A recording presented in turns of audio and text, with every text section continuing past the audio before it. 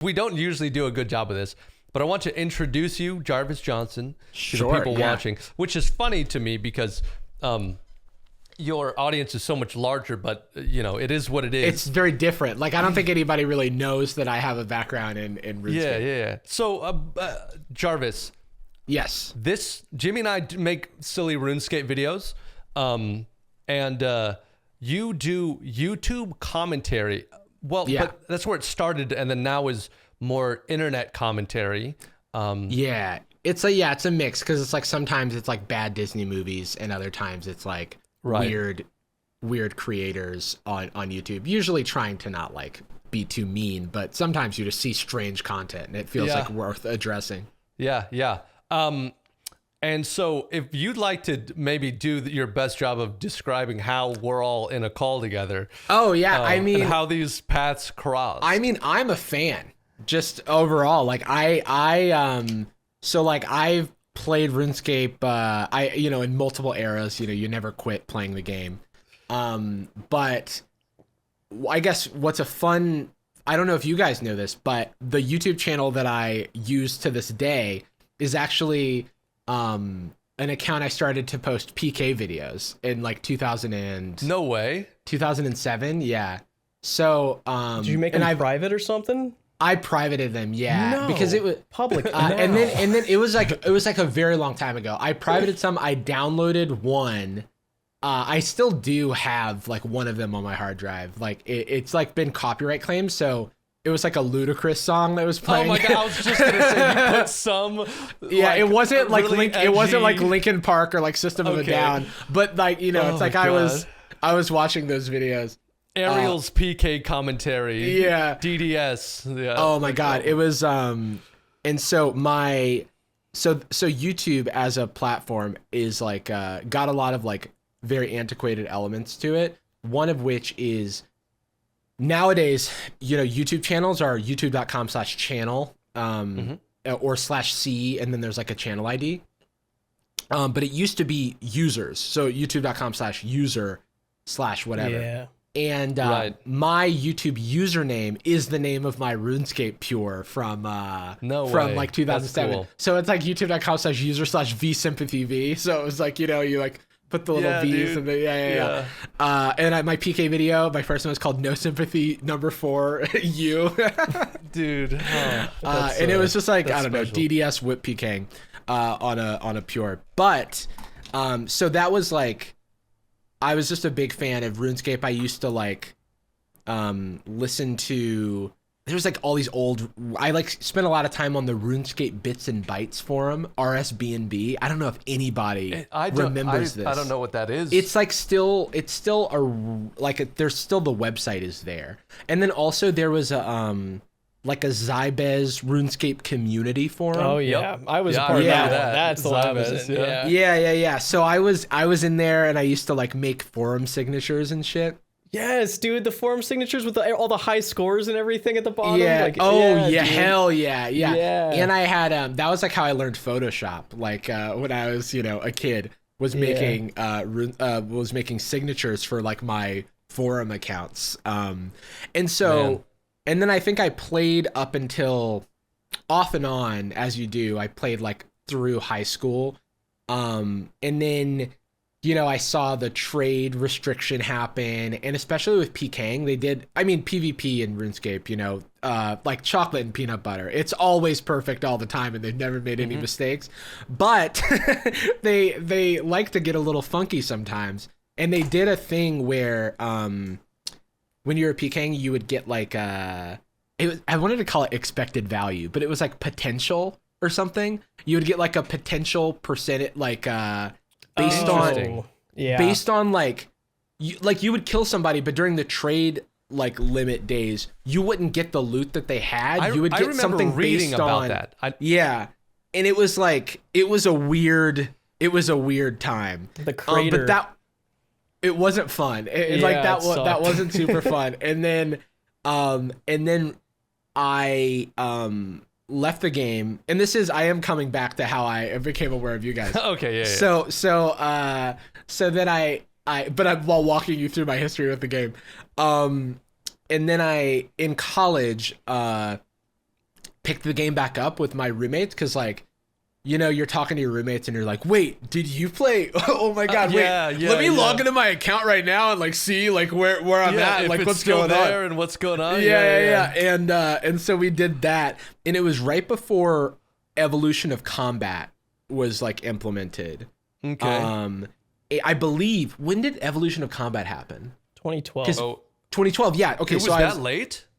Because I remember it. I remember hearing that it was going to happen, and then it happened, and then I don't know if this immediately took place, but there is a like legacy mode or something where they made it so that they simplified the combat for like boomers like myself. I've since logged into my old RuneScape 3 account, and yeah, there's like a legacy mode where you pretend. Oh, there still is. Okay. I think you can still like turn you it on. And just you relive your good old days. It just gives you like the biggest disadvantage ever. Like it makes sure that you suck if you use it. Like that's so funny. No way to like do high level content with the legacy mode. Like they're like, oh yeah, you want to play the game? Yeah, you leave that behind. Go play old school. Yeah, I think that like they probably introduced it to stem the bleeding, you know, when they first launched it, like when they first launched the Evolution of Combat, because we all just like stopped playing, because it literally was like me and my roommates had like we like did our like little 2012 God Wars runs and stuff, and that was like so exciting because I think as a kid I was too scared to do God Wars. Yeah, same. Yeah, it's like because back then dying in RuneScape, first of all, they made like dying super forgiving, but like dying was like terrifying, dude. Yeah, it really felt could the end stakes. your account. Everybody played a hardcore Iron Man back then. I know, like I feel like you catch a kid who died like with all this shit in RuneScape, and you like immediately became an adult. That kid had bags under his eyes. He was like drinking black coffee in the morning. He was like, I don't, you haven't seen what I've seen. 30 seconds I had to recover my items. Yeah. It was terrifying, bro. I did Haunted Mine. I lost my full rune, my dragon dagger, my dragon battle axe, and like all my shit, and had to start my account over. That was everything that I had. Yeah. Because some fucking train cart just like and I died. Oh my God.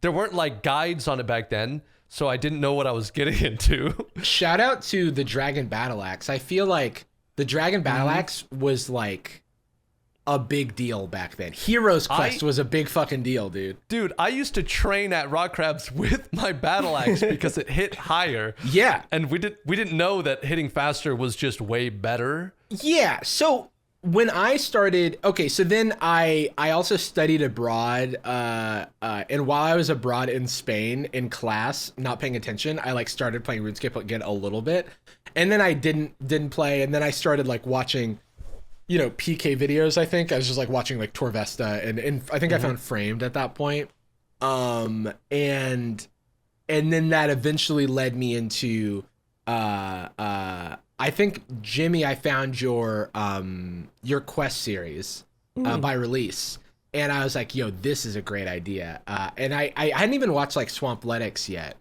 but or that series. I hadn't even started that series yet, and found your stuff, and I thought it was like great. And then Nine Rain, I found you after that, and then it's like I consume a lot of.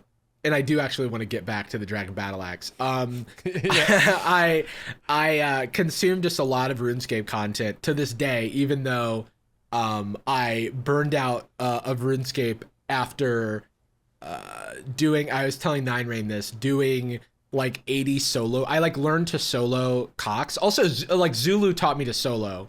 Oh, nice. Like, yeah, and then I like did 80 solo raids and didn't get a single like purple, and I was like, you know what, this is not rewarding at all. I'm just gonna play leagues, and then leagues. I went so hard in leagues too that I like just didn't come back. I was telling Jarvis this earlier, Jimmy, but I feel like that's still most people. They went too hard in Leagues 2 and never came back. Yeah. It's like, I don't feel like we recovered as a community. Like, it was so hard on everybody. Everyone was just waiting until this one came around. And now we're all and then I saw Leagues 3 come out, and like one of my good friends who like we've played together since we were kids, he's like more what's the word? Diligent with his RuneScape account. So he's like, slowly working up to maxing or whatever. Meanwhile, and then I've got like friends from high school who like never stopped playing RuneScape 3 and now they're like Omega maxed or whatever. And we can DM across, or we can PM, I guess, message across the game. And I'm just hearing about some crazy like, Mega Dragon Thork Theratrax, and I need like 500 APM, and I have 900 billion GP, and I have every party hat, and I don't know how it's like, okay, cool. Like, it sounds like a wild world over there, but I'm gonna help this cook out with this quest. Yeah. He seems real flustered. He seems pretty flustered, and I think he needs an assistant of sorts. Yeah. Okay, but what I wanted to get at, and this is a question that Jimmy, you addressed as well, were we just dumb as a society as kids? Because now coming back into RuneScape and watching all of the like I want to say EXP, like efficient experience, or EHP, I think. EHP, yeah, efficient hours played, you know what I mean though, right? Like the min-maxing of training and shit, and like that website that's like has high scores of like XP rates and shit. I'm like, what happened? Did we all just age up and then just like now we have the power of the internet but better than before? Yeah, and everyone's old now. Yeah. So there's partially that, but then also I remember you didn't have access to like, I remember going to tip.it. Oh, tip.it, yeah. And like RuneHQ. In RuneHQ. And if it wasn't there, it didn't exist. You didn't know about it. There used to be rumors in the game. Like, content would release and people, like, ideas would bubble up from the surface. Yeah. And people would just say stuff about the game that was objectively wrong or not true or whatever. And, like, rumors would just propagate the RuneScape world because there was no way to, like, check whether this was true or not or share information. Yeah. It was just everything was hearsay. Time. Yeah. Yeah. I just remember like I was like, why did I think it was a good idea to camp the Heroes Guild Blue Dragon and just kill it over and over and over again? Dude, that's not even a bad idea. That's what I did on buy release. I was like, how long was I waiting for that thing to respawn? I guess it was different because there weren't. I guess they also introduced a lot of like the Taverley Dungeon. The Taverley Dungeon. There it is. Yeah. There's just so many. I used to camp the bear in Lumbridge, or I'm sorry, in the Varric Castle, like where you go down through the sewers and come up into that little fenced-in area. That's what I used to kill as a moneymaker as a kid. I would kill that bear on respawn and then stand there and wait, kill it again, get the bear furs, and go sell them to the dude in Varric Square. Oh my god. Yeah. I just remember. No, go ahead. Well, it's just unreal how different. That was such a waste of time, but I loved it. Oh yeah. It was so like I was just thinking about like extremely rewarding moments from my childhood, and like a myth scimitar.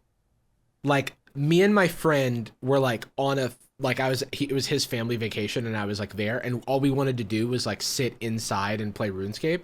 And I don't know what, like, we were trying to grind up GP to purchase a myth scimitar, and the way that we like, I don't know where I got this idea, but we were just sitting in like World 2 or something at the general store in Varrock waiting for someone to sell a myth scimitar to the general store. Oh, really?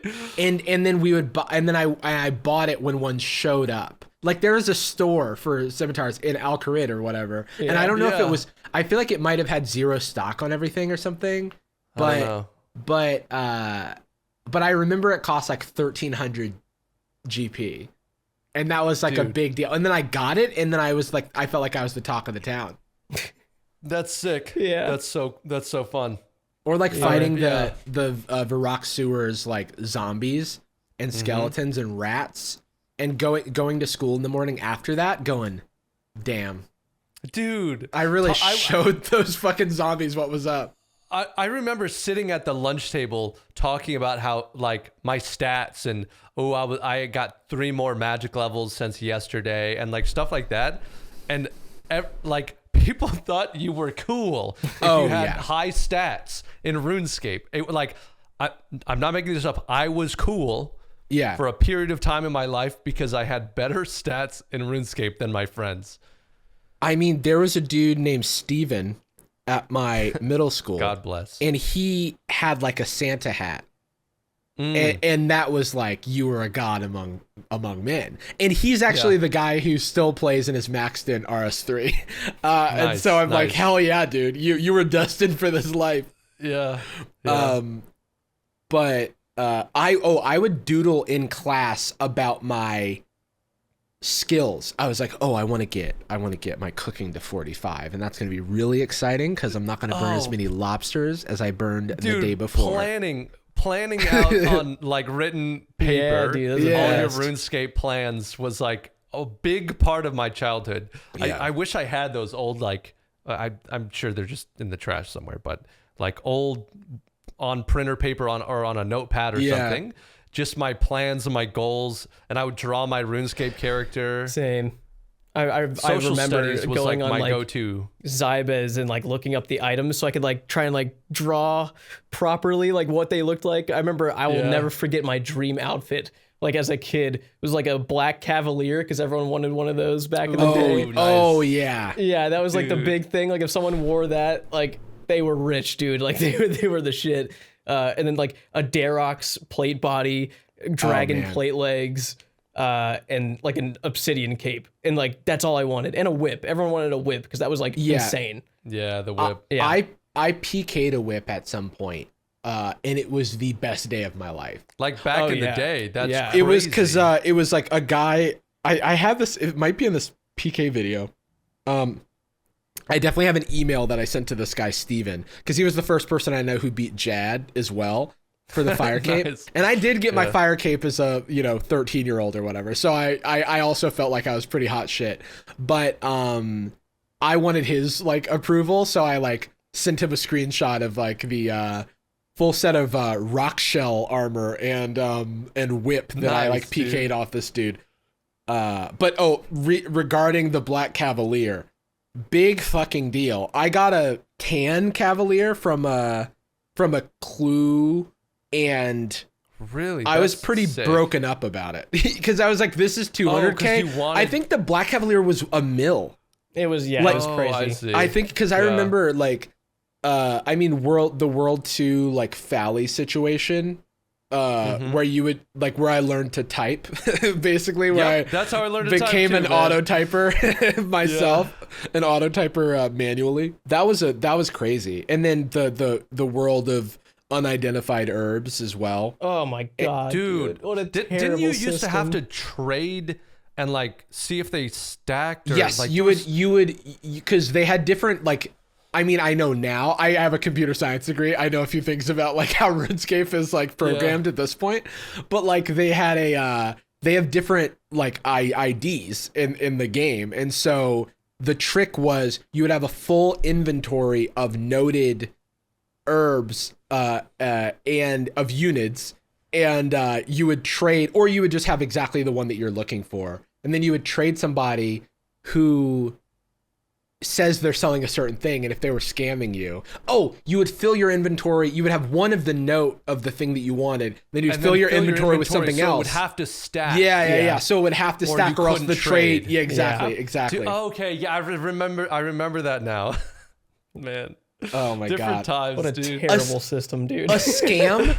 I remember like opening up a trade with somebody, and then they just drop a full like a unnoted inventory of unidentified herbs. And then they would they would act like they didn't know what they were, but in reality it was like some shit that nobody. It was Guam's, you know. Just Guam. Yeah, it was Guam and Marantel. Yeah, good time. So you came from old school RuneScape. Yeah, like way back then. Did you ever play Classic? I never played Classic, but there was a guy in band with me who did play Classic, and I came around shortly after RuneScape 2 launched.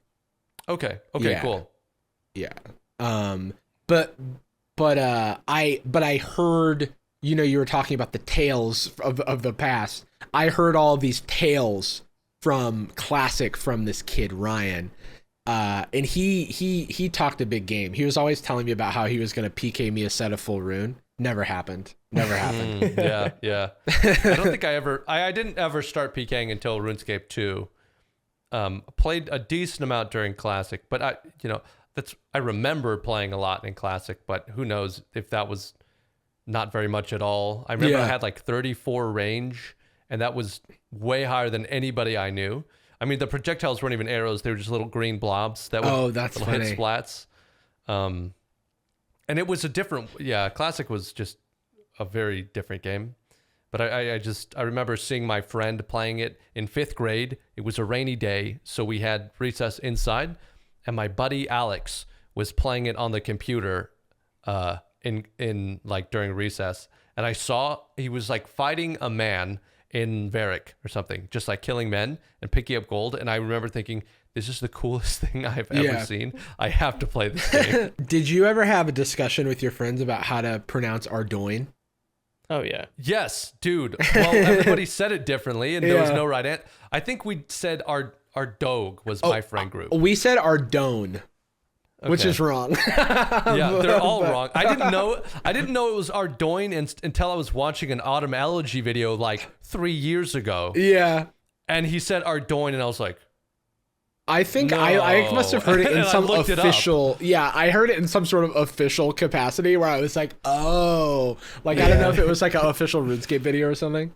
I don't think I don't think my friends ever even attempted. I think we just said Artie. We never even tried. Yeah, that's smart. That's smart. Yeah. I didn't know how it was pronounced for years. You don't want to out yourself as being a complete idiot. You're like, Ardogne. Yeah. Yeah. Do you remember the first time? Were any of you scammed? Oh, yeah. Like early on? I was probably scammed, but I don't remember it. I remember. I have a sticks, vivid memory. Because there was a guy. Oh wait, trading sticks. Yeah. What happened with trading sticks? That was I remember it was when people used to go to Falador Park to trade. It was like where the high rollers went to sell like Barrows items and stuff. Yeah, and exactly. I was just like passing by. Like I wasn't even there to buy anything because I couldn't afford anything. Right. And get your Black Cavaliers in the southeast corner. For treasure trail items. Yeah. So there was a dude in the bank who was like buying buying trading stick, trade for offer or something like that. And so traded me and had like, it was the first time I'd ever seen in-game like dragon medium helm, dragon chain body, dragon longsword, all this shit. Jimmy. And I was like, oh my God. I was like, I have to find a trading stick. So like I go out and I start asking people like, hey, you see a trading stick? Like you know where a trading stick's at? And then I see some dude like 5 squares away going like selling trading stick 100K. And I was like, hey man, I don't have like 100K cash, but like I have my armor. Like I can give you my armor for it. And I had like rune. I had like rune plate body and helmet and legs. And he's like, I guess that's fine. Like he was like upset about it. I was like, okay. And so I gave it to him and I went over and the other dude just logged out. I was like, I just got fucked, dude.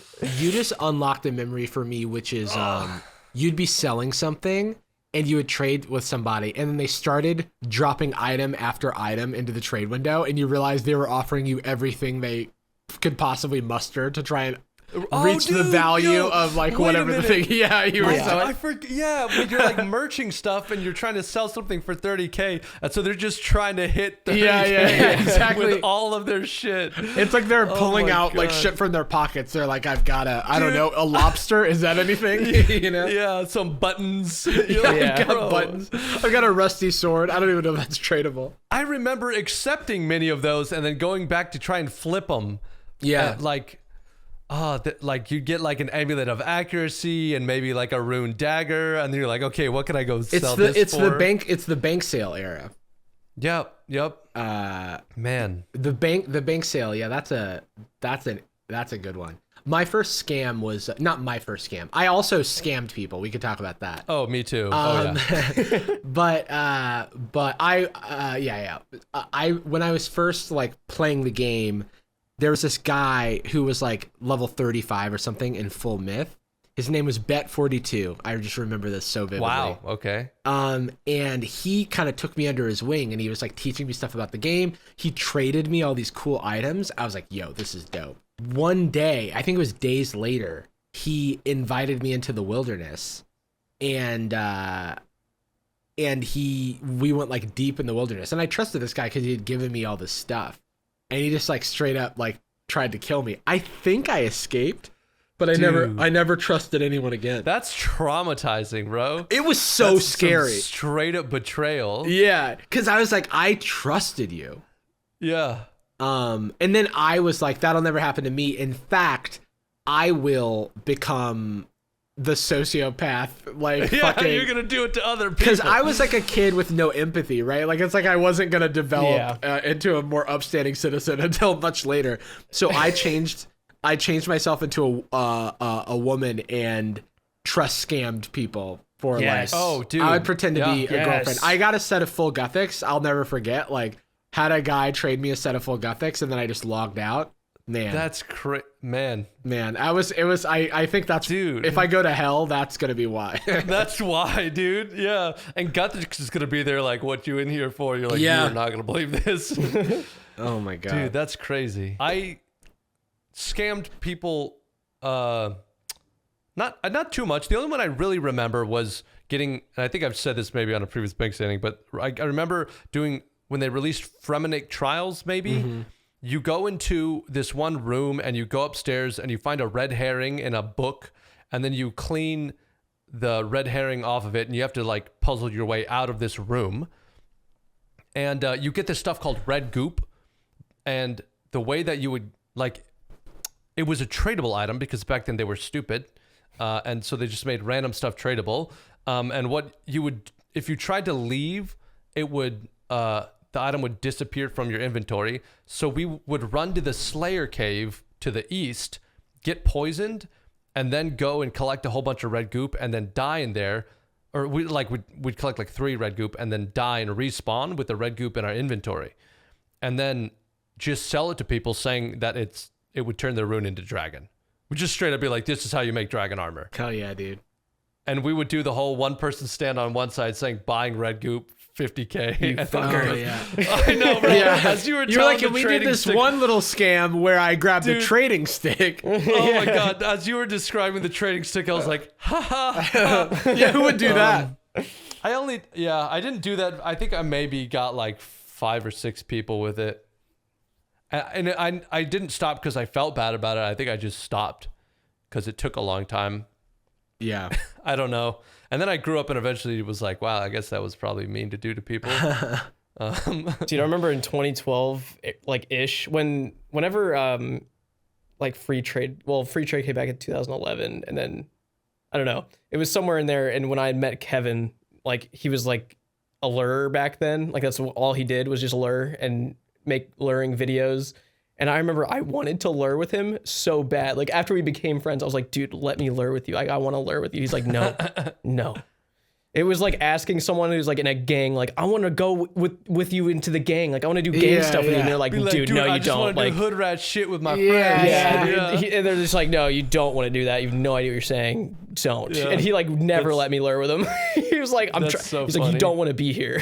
Kevin acted too cool about it. Yeah. He's like, nah, man, this life ain't for you, Jimmy. Yeah. Oh man. Yeah. Do you remember any of the big content releases? Like launches of new skills? Construction?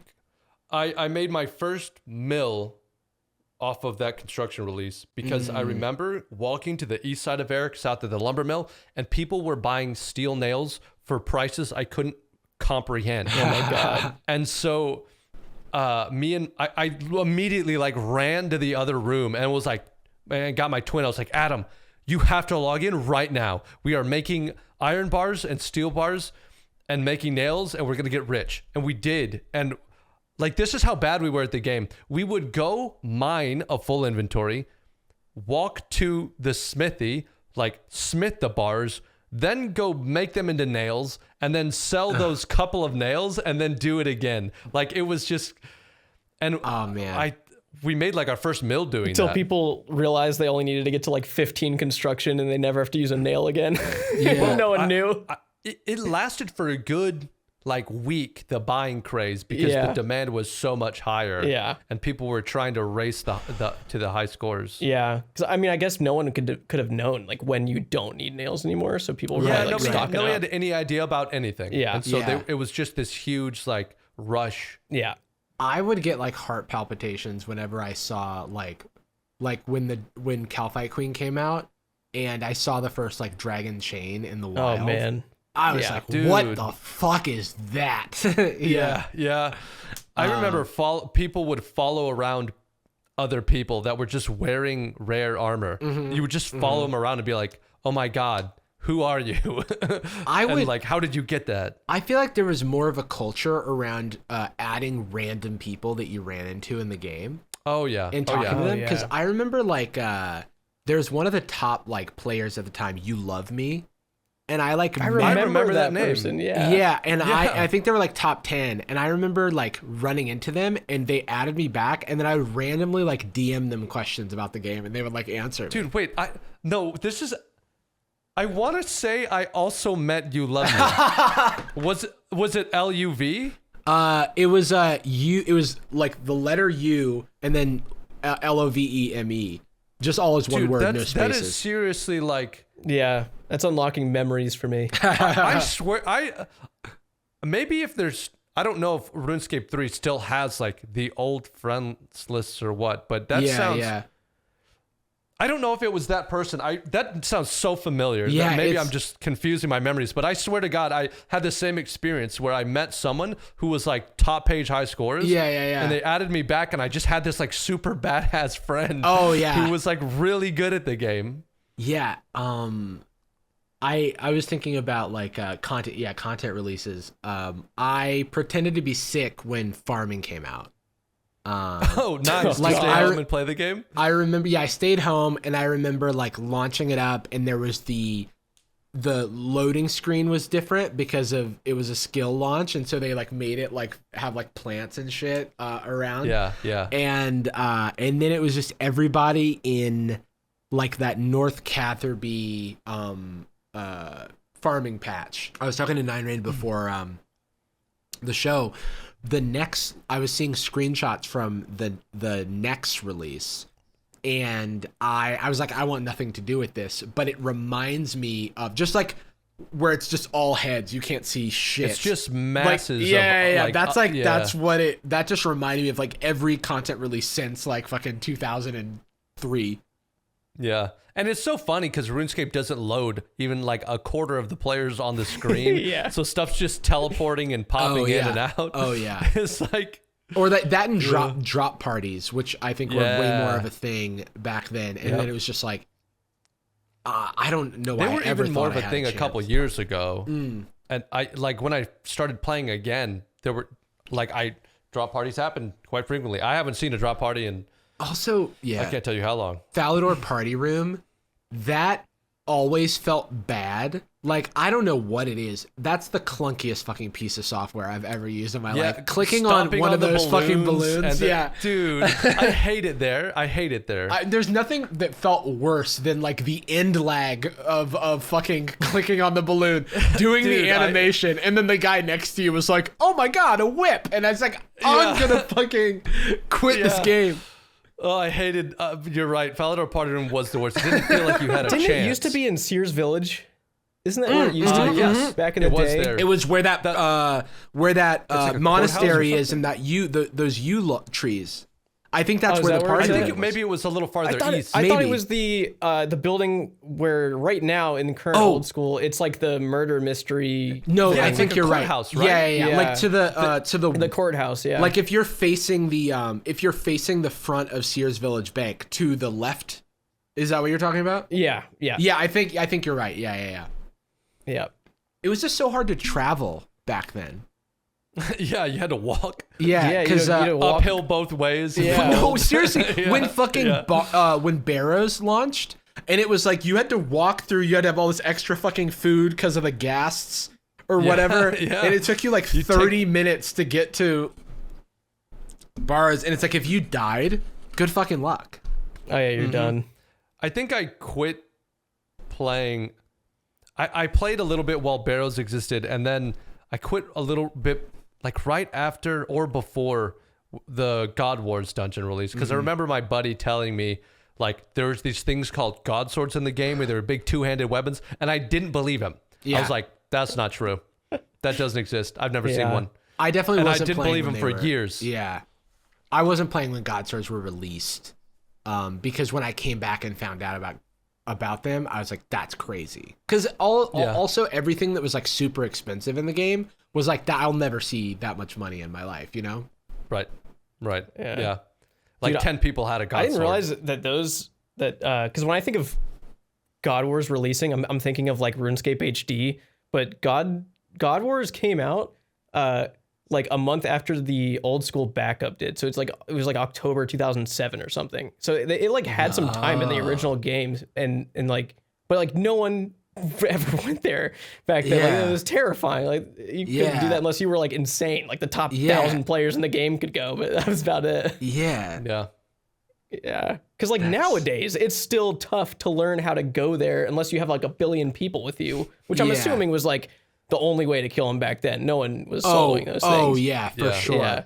But like even nowadays, like you need to learn a lot to go to God Wars and, you know, fend for yourself to either like nobody was like kiting Sarah like no. Or like Chinchompas probably didn't even exist. I don't even think Hunter existed. Right? Hunter it did exist, but it was like that was the last skill release. I mean, was that the last skill released before summoning? Yeah. Yep. Because when summoning came out and everybody was like 137 combat or whatever the fuck, that was weird. Everybody had a pack yak. I wasn't playing that much during that era. I was PKing on pures and I just wasn't playing the main game. But I would be in like north of Edgeville and seeing people with stuff, and I was like, this game is becoming foreign to me.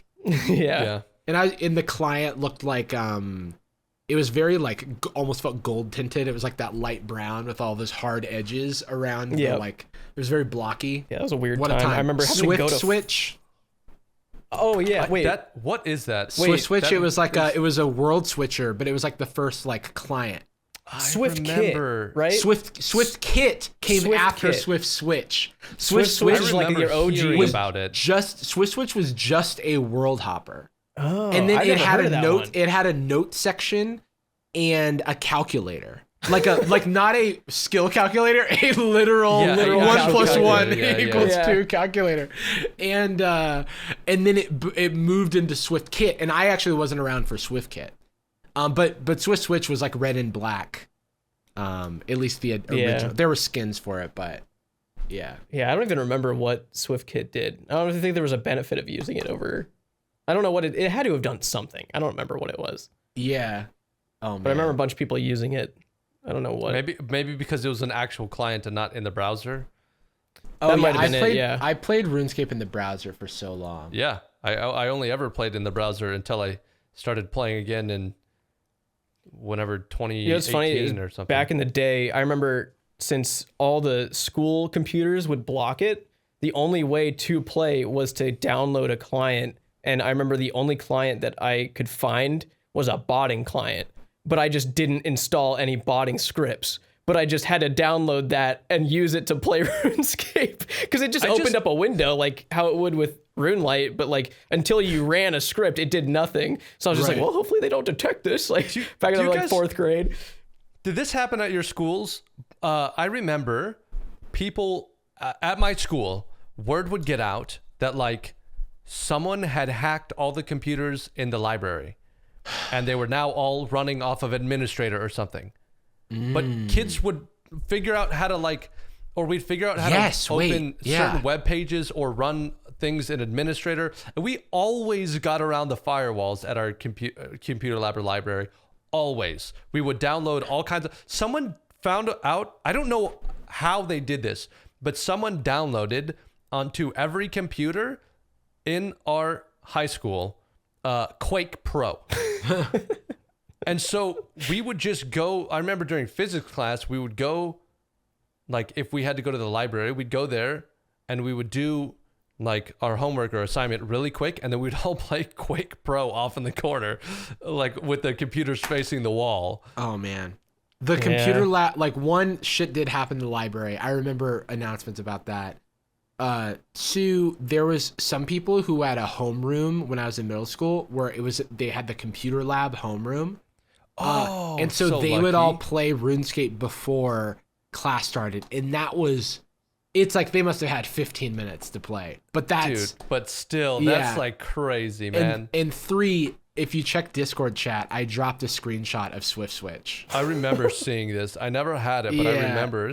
That's so funny, crazy. Dude. Yeah, because it also had a lookup, and that was a big deal. And there's notes. There's a notepad. I remember the notepad. What is this dialogue? Oh, OMG, dude, you are sweet. Say cheese, please. He says moo. He's just a little bit of an edgelord. Oh my god. That's just children talking to each other. Yeah. Dude, that guy's so like wholesome. almost maxed. I would take a screenshot of him too back then. Oh, I took a screenshot of everybody maxed. I have a folder somewhere of RuneScape screenshots. Here we go. This is from August 2006. Steven sent me and two other people a screenshot of Jad and he goes, "Owned, K." And it was when he got this fire cape. Oh, and then I sent an email that said, oh, this is so funny. Wait, this is September 4th, 2006. Oh, this is not even this is a bitmap, back when we used bitmap image files. God, the whip. Yeah. And then I'm just like, yeah, I typed yeah into the chat. Why did I do that? Rock shell legs and plate. I forgot those were things. Yeah, he had such a weird getup on, but it was a time when like I don't think we knew what stats were. No, you were. You know what was? I remember a lot of people wore was split bark. Oh, split bark. People wanted split bark, and now it's just like this irrelevant armor that takes way too much effort to make. It was no reason, because it was like when it launched, it was improvement, I thought, or no, it was like it had defense, and that was like the biggest deal. Dude, oh my god, the bar at the top with the main menu. The bar, yeah, it's the best, dude. Oh shit, bro, I'm gonna fucking put that in my streams. Yeah. That's good. That's good. Yeah. Dude, that is taking me back. Oh, so man. It looks like the Fight Caves came out in October 2005. So this is like almost a year later. This is like 10 months later, but it was still a big deal. Oh yeah. Dude, Jad like was a big deal for so long. Like it's still a big deal now to people. Like I remember people commenting and stuff like all the time. Like I still can't get my fire cape. Like it. Yeah. You have to conquer nerves for the first time. So it's like I remember getting my own fire cape. The thing about the fire cape is not the Jad. I mean, the Jad fight is very intimidating. While it's not technically difficult, it's like how do you fight the nerves of like if I just like click outside of the prayer, like hit click box, then I fucking get hit for a 90 or whatever, or not even a 90. I had 70 hit points. Yeah, I'm looking at these old screenshots, realizing how much I got used to the fact that in modern RuneScape I can see my hit points. You know what I mean? Like you just can't. There's no bubbles. Right. There's none of the. Yeah, I had those off for like the whole buy release series. Oh recently. yeah. I played with them off, and like you can see, I played with no XP drops, no minimap stuff, and then on your skills when you hover over them, it used to not tell you how many XP you had until it was just like here's your XP and here's the XP you need for the next one, and like you had to do your own math on how much you needed. So I had that off too. You can like make it really old school style if you wanted to. You just have to like configure a bunch of settings. Anyway, that era was pretty. It was just like limited information, and like the world was truly dark. It was truly like you just didn't know what was around the corner. Yep. So I was thinking of something earlier. We were talking about the Pokemon game. Oh yeah, Legends Arceus or Arceus. Legends Arceus. And I was thinking about how. So I just recently played a couple hours of Lost Ark. Oh yeah, I haven't played it yet. And so me and my brother and a friend of mine were talking about the game and our thoughts about it. And there's so many things that the game does really well. The sound design and just the feel of hitting stuff in that game feels really damn good. And then there's a whole bunch of like random filler and fluff that feels like they just wanted to make it take longer to get to the end. And some like not so, but anyways, as we were playing this game and kind of talking about it and criticizing it because we're 30 now, and so we like criticize things. I kind of was like, wait a minute, like I think it was reminding me of an old game called Champions of Norath for PlayStation 2. And it was kind of like a Gauntlet Dark Legacy where you're going around in an isometric, just like hack and slash, and you're just button mashing and getting loot and leveling up. And I loved that game as a kid. And I was thinking, like, Lost Ark is a much better version of that game. Way better. And it's MMO. But I remember feeling so many better feelings about Champions of Norath. Like, I thought that was the coolest shit in the world. Right. And then, so I was thinking, like, I think my expectations of what a game is supposed to be or could be, and this is probably true for a lot of people, are just off. Like, we expect so much from a game. Like, go play it if you like it. Don't play it if you don't. Take the things you like about it and leave the rest. Because I also, like, if I just enjoy Lost Ark for what it is, it could be a really awesome game. Yeah. But if I expect it to fulfill all my hopes and dreams about what I want out of life and a relationship with an intimate partner, it's like, wait, what are you talking about? Yeah. Huh?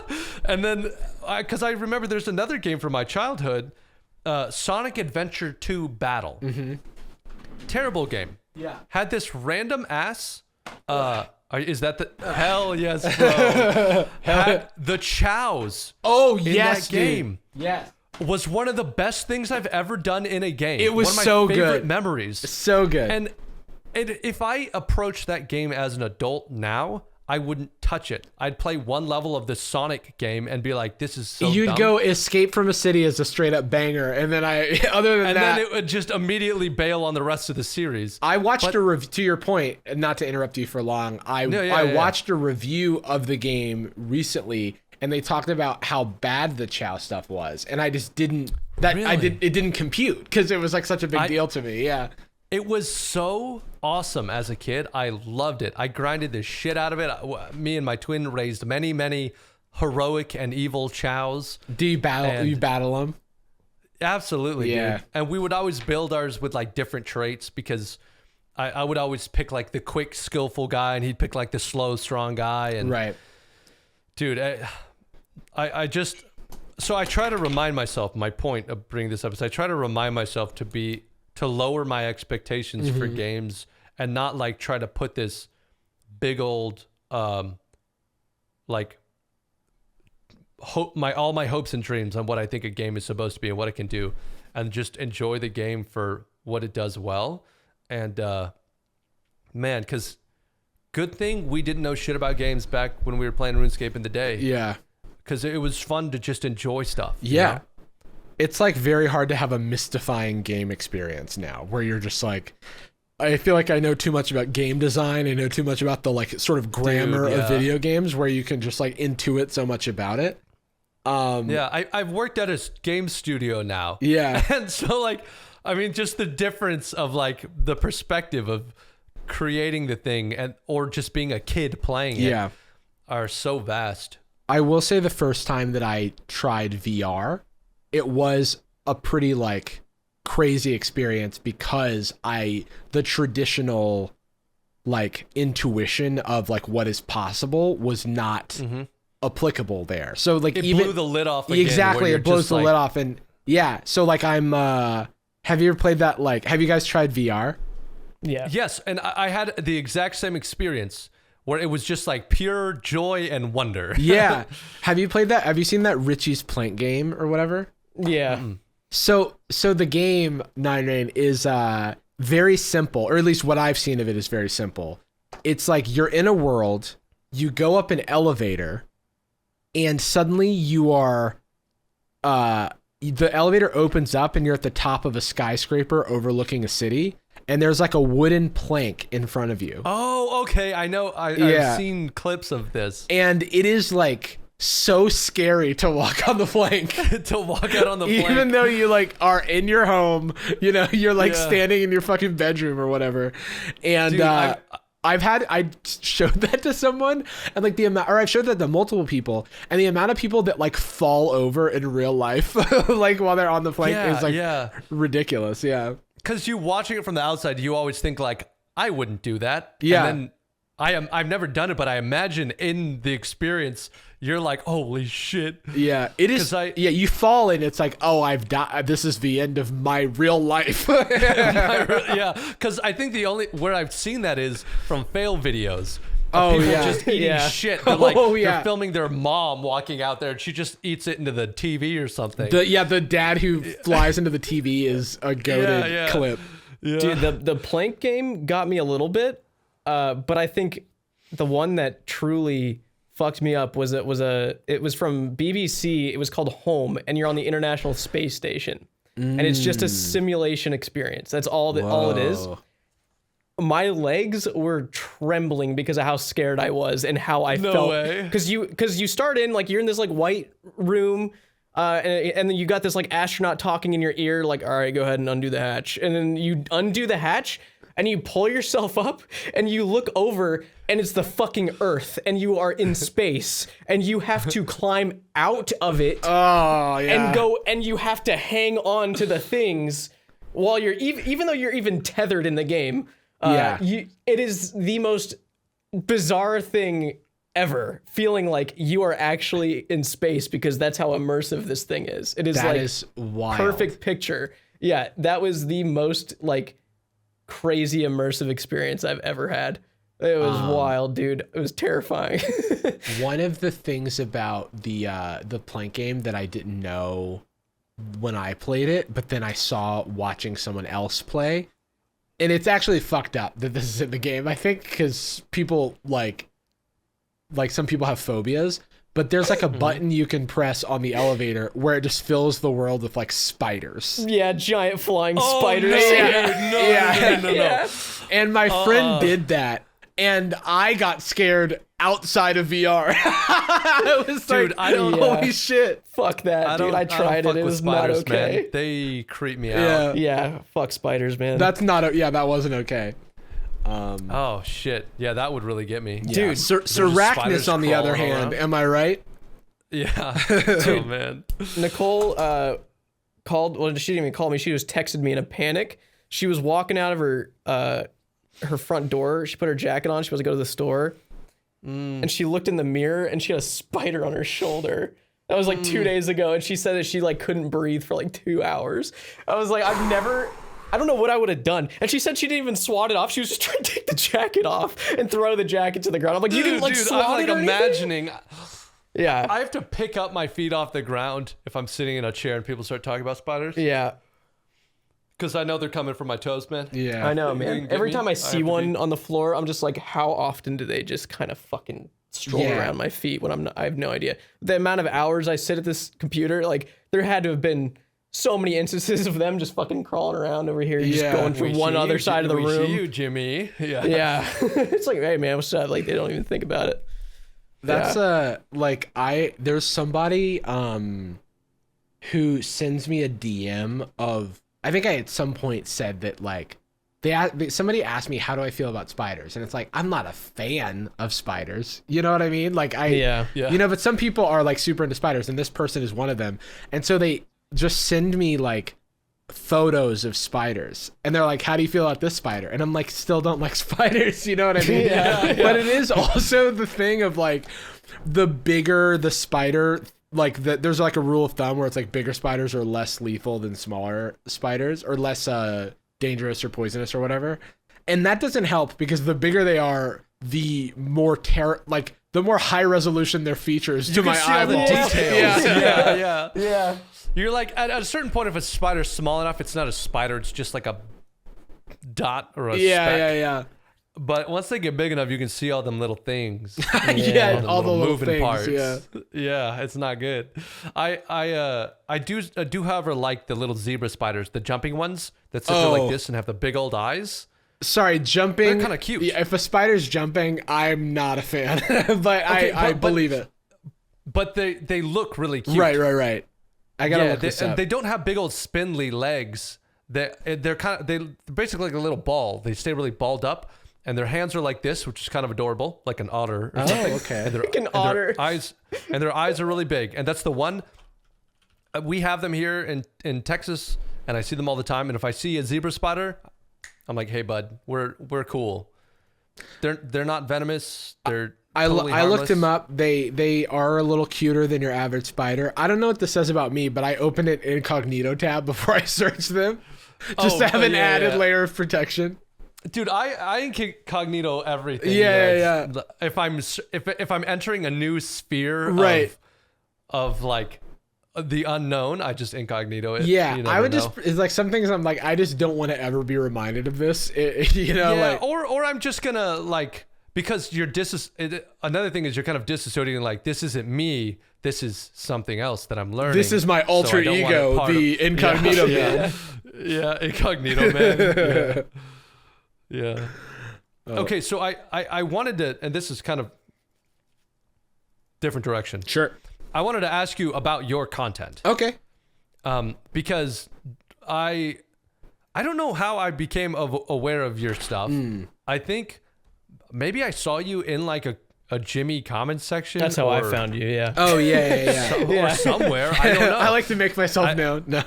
I have no idea. But I was like, who's this Jarvis guy commenting on RuneScape videos? Yeah. So I started watching your YouTube stuff, and I mean this in the best possible way. Your content seems so effortless and really it's like you're the voice of the people watching the things that they're watching. You're like, when you say something, the audience is going, nope, that's me. So like, to me, that's what your content was like, you're the voice of the people. And you're like, guys, can we talk about this weird thing that we all can agree is really weird? Right. And what I wanted to ask was, how intentional are your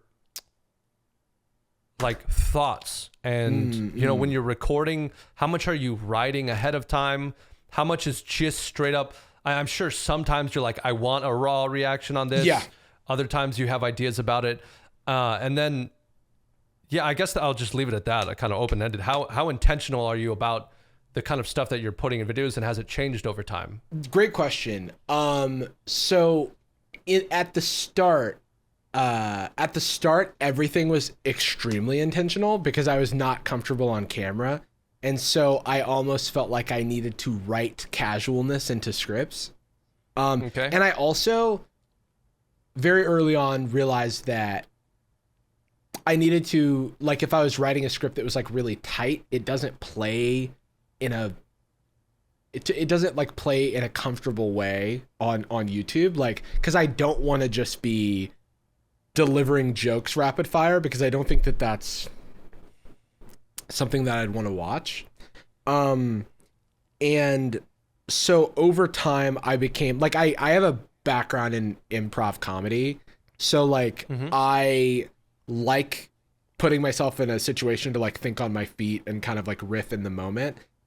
So I have a kind of a range, like I did a video about Dan Bilzerian, and it's like a 5,000 word script where everything is like to the T, you know what I mean? And then there's like videos that are more outline, and then I have a second channel that's entirely just reaction content, and it's just like going and just like, it's like reaction content, but I'm like pausing the video and like going off on it and seeing what I can do with it, and then finding the core of the video in the edit. So And that is like a thing where I know there's a market for this. I know that it's like comfort content for a lot of people, and it's just fun because I also have a lot of I guess like opinions about ethics and stuff like that, where I want to find a way to like navigate that in a discussion about something like life hacks.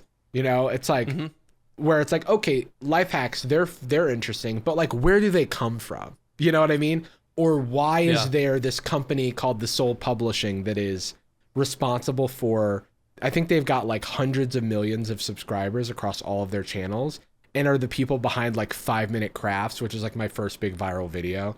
And like all of these like offshoots of just like content that every few weeks resurfaces on Twitter where people are like, WTF is this, you know?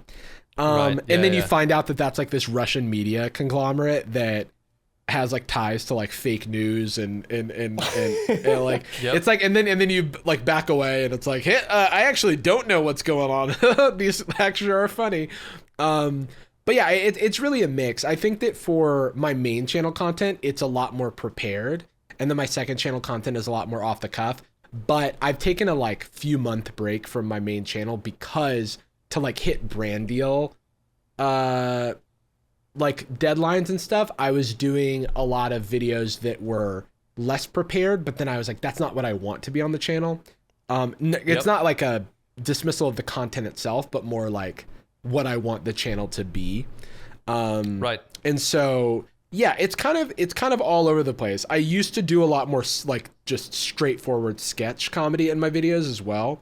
And then I got tired of setting up my camera, but but I wanna get back to some of that. But yeah, it's a mix. Sometimes it's a script, sometimes it's an outline. A lot recently is just straight reactions while I'm kind of like figuring out what I want to do next. But I am like 3,000 words deep on a script about High School Musical 2. So that is nice. That's not new at all. Yeah, that's when did that release? 2007. The other thing on my YouTube channel with the Runescape PK videos is me as a 14-year-old doing the choreography to High School Musical 2. I watched that. It's your oldest video. It's my oldest video. Yeah. Earlier today, because I like doing that. Yeah. I like going to someone's channel and going to their oldest video, and I watched it.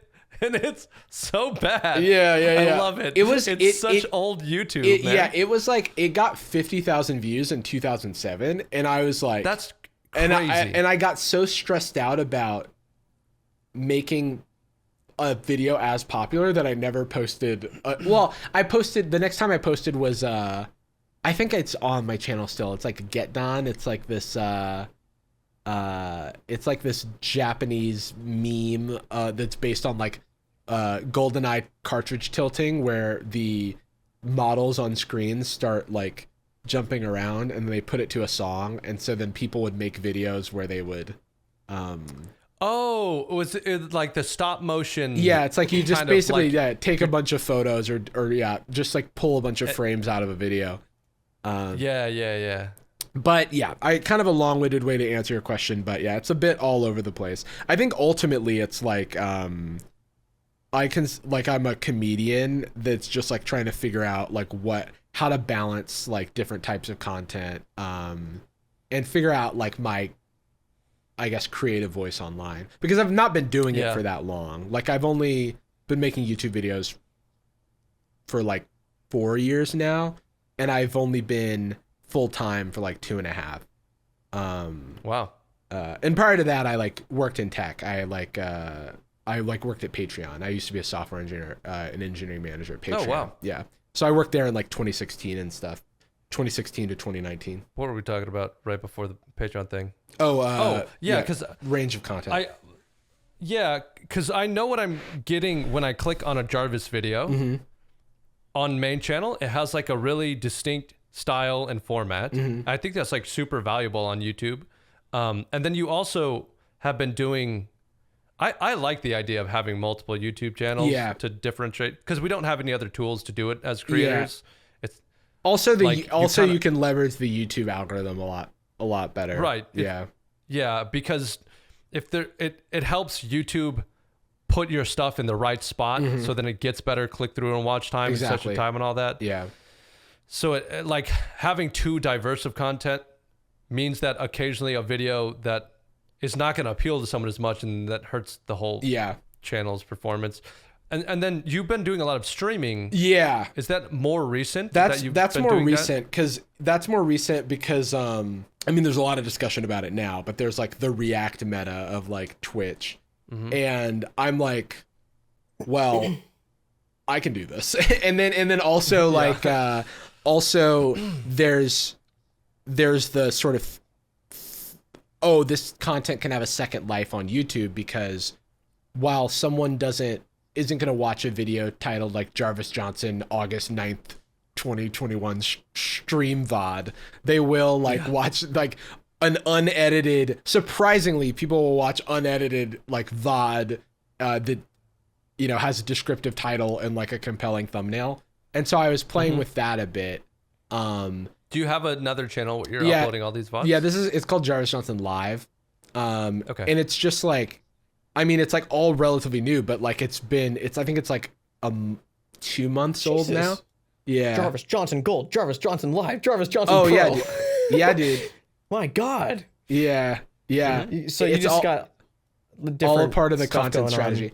So the Gold channel is honestly just a brain hack. It started as like I would over prepare videos a lot because I didn't think I would have enough material, and so I would end up with like 40 minutes of like usable content, and I didn't want to put 2 parts of a video on my channel, so I just made an extras channel, and then that morphed into the channel that is like honestly like a brain hack for like no pressure. Like on the second channel, I just put stuff that's like no pressure. Like, Ellen DeGeneres had like a really bad apology about like workplace stuff. And then I was like, I don't want to make a whole prepared video about this. I don't want to like do a ton of like scripting and like research into this, but I do think it's valuable to like discuss it.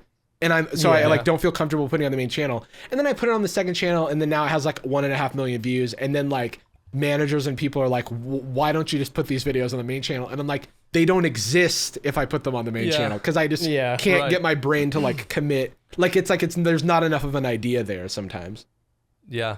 Because you always have an idea as a content creator about what your main channel is. Yeah.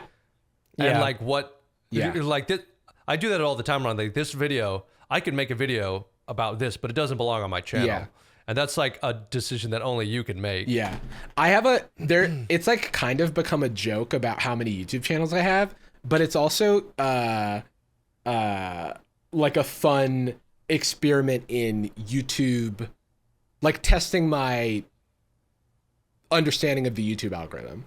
Yeah, it's really fun to test that out. Because in a no pressure scenario, like you're not gonna fuck up your main channel. Like that VOD channel that I just made makes more money than like both of my other channels right now, because of just because it's like I was putting out an hour-long video every day that is like fewer views but gets the same retention as like videos that I spend, like tons and tons of hours on, because YouTube is not a platform for the merit of effort on your content. You're like, not better content doesn't do better on YouTube, I don't think, objectively.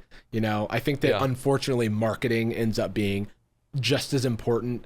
Your title and thumbnail are just as important as the content itself in terms of discovery on the platform. And that's annoying. But the more you do it, the more you're like, damn, it's a lot of click. Yeah. Like if good title thumbnail. And so now I'm like getting for a while I was like, the other reason I stopped posting on my main channel is because I was getting stressed out about picking the right ideas and stuff to like hit the algorithm and like keep the sort of numbers going up and shit like that. And I just wanted to recenter myself. And I think coming back to it, part of me is making the High School Musical video because I like wrote most of the script like a year and a half ago and was like, this isn't going to do well, at least initially. It'll actually probably do fine over the like course of history. My previous video on High School Musical did poorly initially and then did well in the long tail, but it's not about the numbers. So I'm trying to make my main channel more just like my actual like artistic expression, and Right. it helps to have different outlets that kind of feed the different, like it's more of a diet on my end about like what is creatively fulfilling. It's like, okay, in concert, all these things make it so that I can like run my business and stuff like that, but Right. I'm trying not to put too much pressure on any individual thing, because it can be very paralyzing. It can be very like constricting. Right. Yeah. Well, and especially because like once you put out a video, once a video hits 1.5 million views or 8 million views or whatever view, that's the standard. Oh yeah. And you're like, if my next video doesn't hit that amount of views, did I do something wrong? Yeah. And then as well, it's not like Apple sells the iPod and it blows everything out of the water, and then they sell the watch and nobody buys it. People don't think Apple sucks. Yeah. But on a YouTube channel, it posts the view. Like that's one of the first things people look at for a judge of merit is this video has this many views. This next two have a lot less views. Not to mention, when you open up your YouTube studio, the first thing you see is, hey, kind of a stinker. It immediately says, like, it has all the down arrows of performance where you're like, it could have been a fine video, but we noticed it's like, and here's YouTube's insight. We noticed that fewer people watched your video, meaning that it resulted in less views. And it's like, no shit. I get it. Thank you. It's called YouTube Insights. How insightful. Oh God. That's good. Yeah, this appealed to a smaller audience than usual. So that's the phrase right there. We noticed this video appeared to a smaller audience. Yeah, nobody cared about this, so that resulted in you questioning your career choices. Yeah. Oh man. And then it's even bad when it does like what you were expecting, because it just reminds you if that's what you were expecting. It's yeah, this is going per usual. You're getting the same views as usual. It's like, okay, here I am. It is what I expected it would be. It's like it's just a reminder that, well, it's the thing I talk about.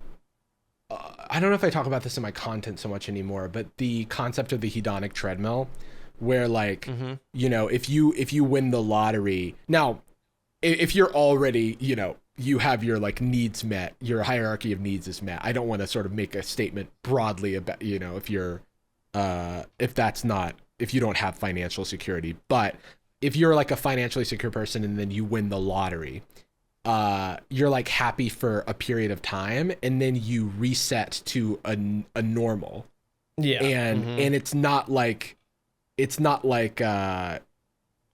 things that you think are going to change your life can be changing your life, but ultimately there's like the happiness and fulfillment and satisfaction in many ways has to come from within, because there's not any external factors that are going to like provide that for you. Yeah, you get used to it real quick. Yeah. Like my most recent second channel video is like number 1 of 10, and I'm like, cool. That as it should be. You know what I mean? Yeah. And it's like also it's I feel like it's like I paid my dues because there were a bunch of 10 out of 10s, and I'm like, finally. Yeah. It's a good feeling. You really have to have like a really kind of long-term pulled back perspective on it, when you're doing YouTube videos. Yeah. Because like, at the end of the day, sometimes you make a really good thing that you're really proud of, and not a lot of people watch it, and you're like, well, it is what it is. Yeah. I mean, could be you, could not be you. You can only control so much. The one of the things that like I say a lot, and this is just like I've given a couple of talks about this stuff pre-COVID time, is like build for the audience you want, not the audience you have. Dude, that's big. Yep. Yeah.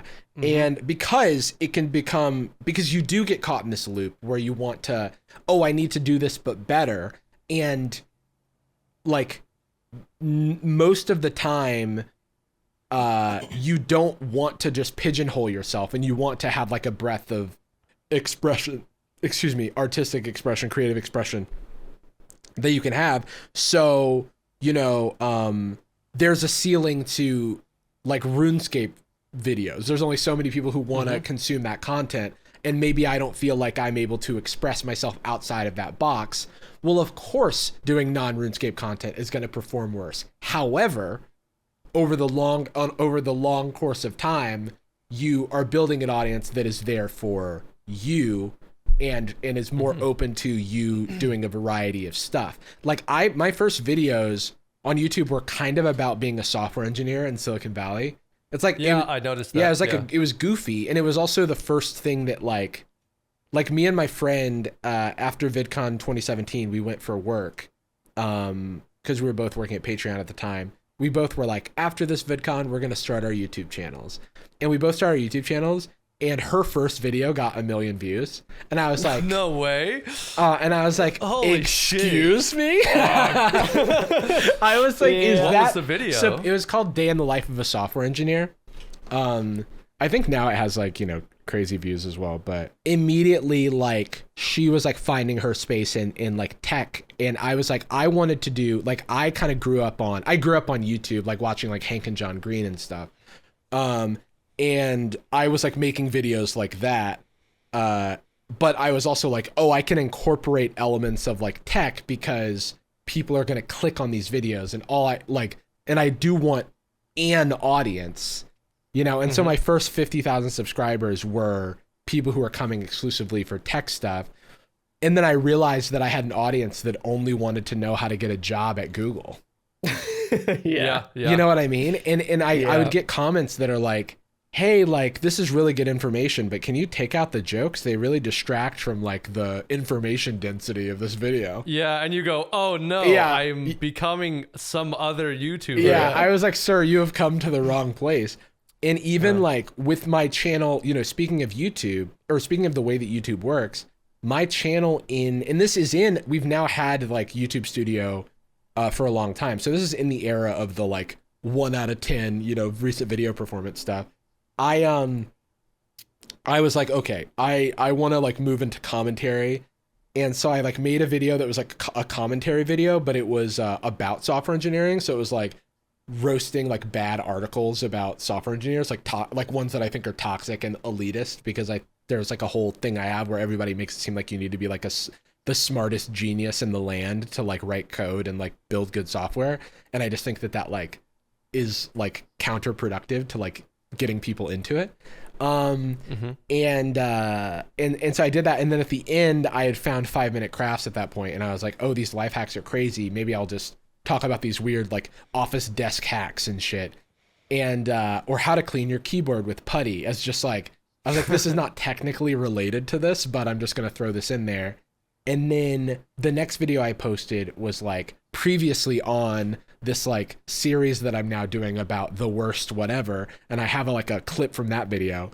I was just thinking of my subscribers as people who show up to every video at that time, and so it wasn't like people didn't see that or people didn't care, and people saw the title and the thumbnail, which for the next video that I posted was called "The Worst Life Hacks I've Ever Seen," and then it performed horribly. It was like my lowest viewed video at the time. And I was like pretty bummed out about it, because if I got like a video that was that poorly performing at the time, I was like, okay, I guess I'll never do this again. I've got to find out like a way to make this, I've got to figure out another way to make this work for me.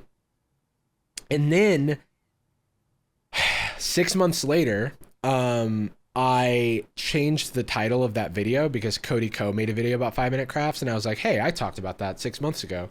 Let me change the title of my video to include the name 5-minute crafts, so maybe like it'll get sort of recommended to somebody who like watched his video. And like the next week, the video got like 2 million views like overnight. Jesus. Yeah, and then it just like blew up, and then suddenly my channel was like growing, and I was getting all these views on this one video, but I had no other videos on my channel that were going to capture that viewer. You know what I mean? Yeah. And so then and I had also just put out a video that was super performing well in the tech niche that was called like, what was it called? My Whole Computer Science Degree in 12 Minutes or something. And that video did really well. Even by like modern standards, I think that video did well. Like modern standards in terms of like if I was thinking about it in terms of my second channel or something. It was like a well-performing video. However, it was not a video that served my long-term interests, and so when that video came out, the natural thing is to follow that up with something, to follow that up with something in the same structure, something sort of that hits the same audience.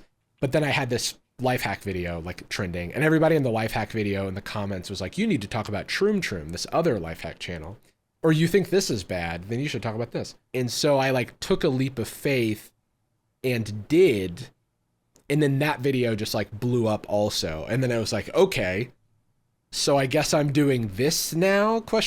And it was like, I would put out a video that was like a commentary video, and it would perform like garbage for like a day, and then the YouTube algorithm would go, oh, let me recommend it to not your subscribers. Let me recommend it to these other people, and then the video would like blow up. And then slowly I was like switching audiences in a way. And there are still people who watch me back then, but they're few and far between. And then I got I will be hearing I missed the tech videos until I die. It will be like on my gravestone.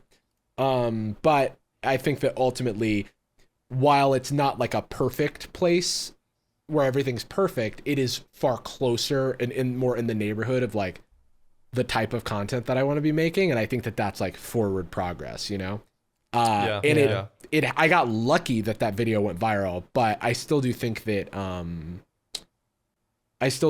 like I had to get out of that audience bubble because the audience wasn't there for me.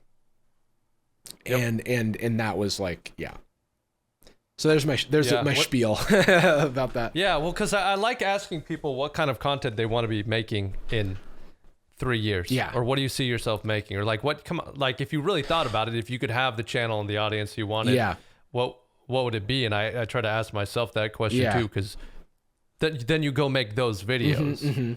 Because otherwise you'll get stuck in the loop of like thinking I need to keep up with what the people want from me, which nobody likes it when they might think they do, and they might ask their creators or whoever they're watching or getting their product from or whatever to do this thing again.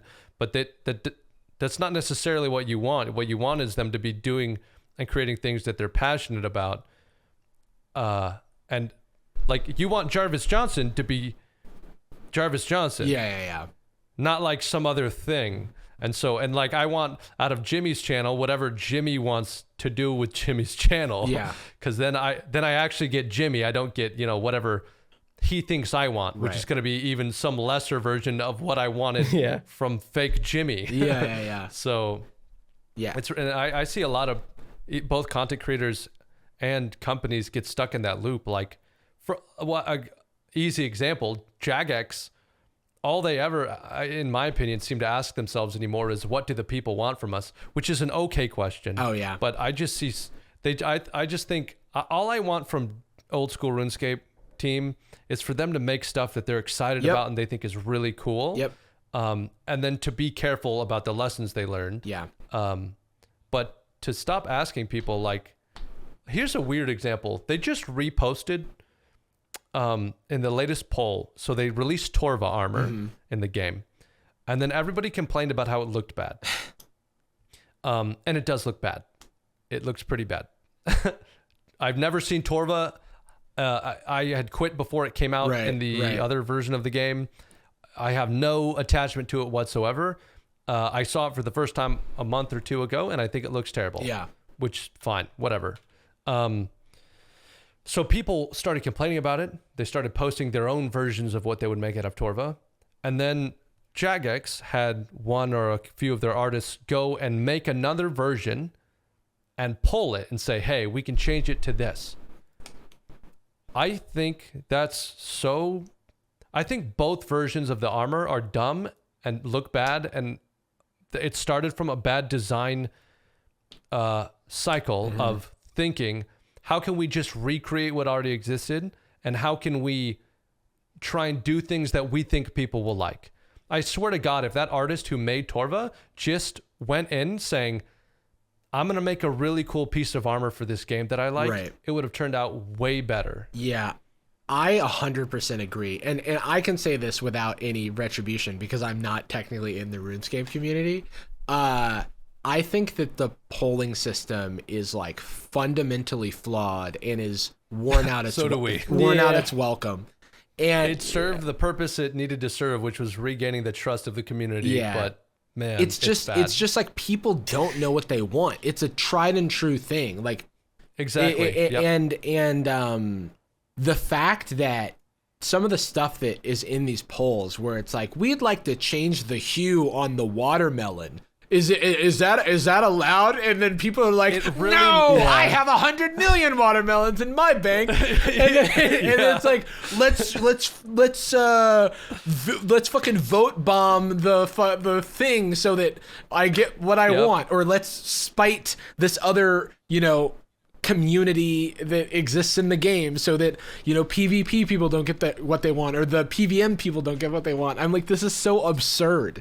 And if anything's going to make you lose your trust in a company, it's the company saying, can we change the color of the watermelon? And then you going, no. And then the company going, okay. And then you realize, oh, this company's empty. They're not doing anything. And the recent poll that is right here, right now. Should we add a fishing net spawn inside the fishing guild? This would be Iron Man friendly. What the? Just fucking put it there if you're gonna wonder that. What, people are going to say no to that? It's like, see, this is why the polls work, because look, it's so successful. People want this stuff. It's like, then don't fucking do it. Somebody, just put it in the game. Somebody out there is like, yeah, I was an Iron Man before they added the fishing net spawn, so I'm actually an original Iron Man, and you guys are playing the game on easy mode. Back in my day, we had to knit our fishing nets by hand or whatever. Well, and the problem is, it's exactly what you said. Like, people don't know what they want, and it's like, I wish, I understand their plight. They're terrified they're gonna fuck it up. Yeah, and it's like, I get it, but that's what every creative person is doing. Every creative person, that's what it's like being one. Is you're always like, I'm gonna fuck this up. I had something that people liked, and now I want to do something different, and they're gonna hate it. Yeah. Whatever. And please, JMods, if you're listening, just make cool shit that you like. Not that don't ask me what I like. Do something cool and compelling and creative. It's gonna be uncomfortable initially because the expectation is that there is this entitlement amongst some people who are very vocal on Twitter, or they're very vocal on Twitch chat.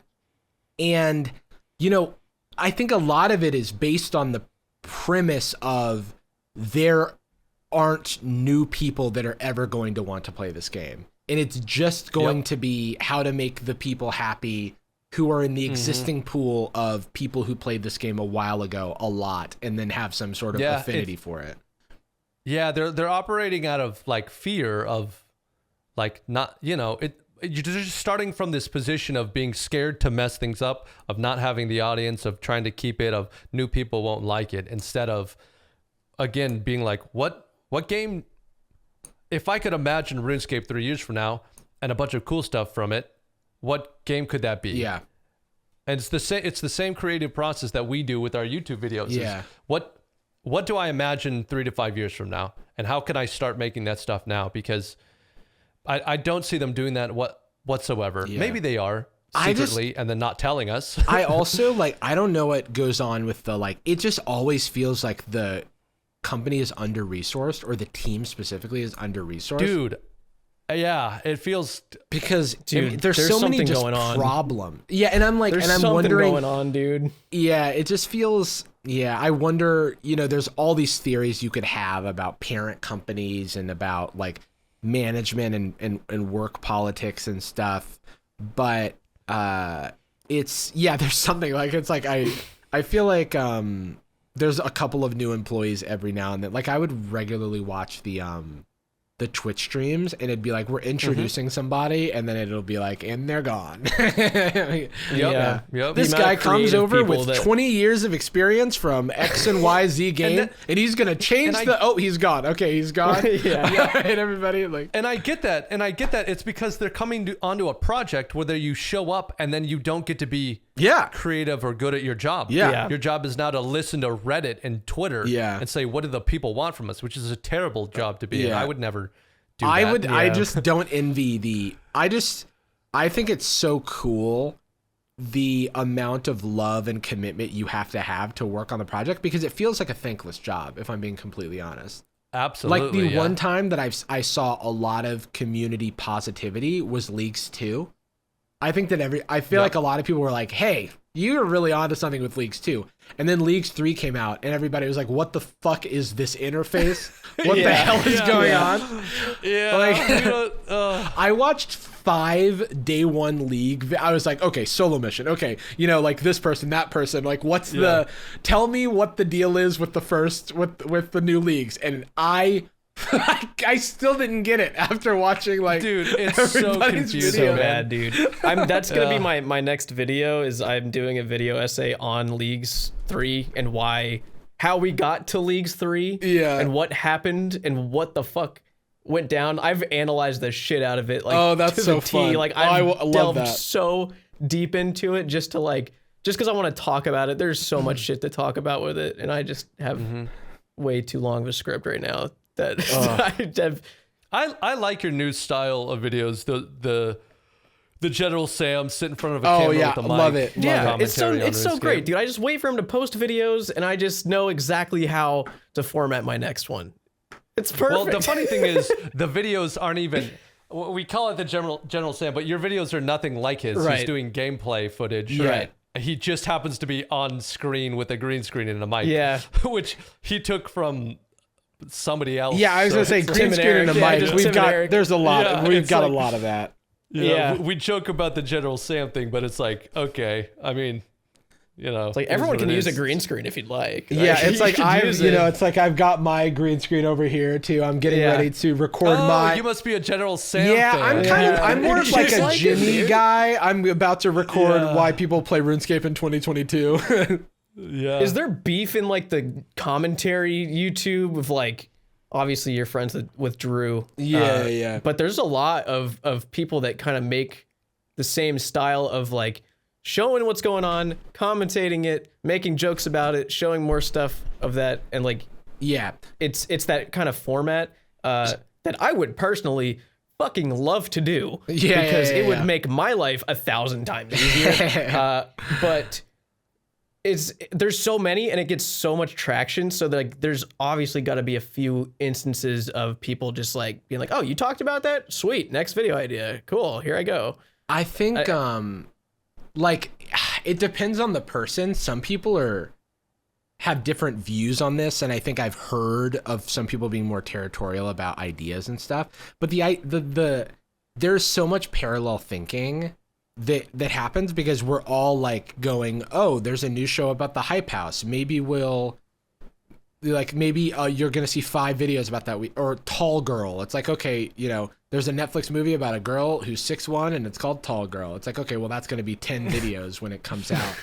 And and I think that like there's sometimes the community, which could sometimes skew younger, doesn't have this understanding of like, if you watch a late night comic talk about the news, everybody's writing the same jokes, and you see writers' rooms full of like a bunch of very talented people using the comedy variables of the moment and coming to the same some of the same conclusions, because that's just how the equation works sometimes. Right. And so like KFC and Lifetime collaborated on a little novella where like about Colonel Sanders.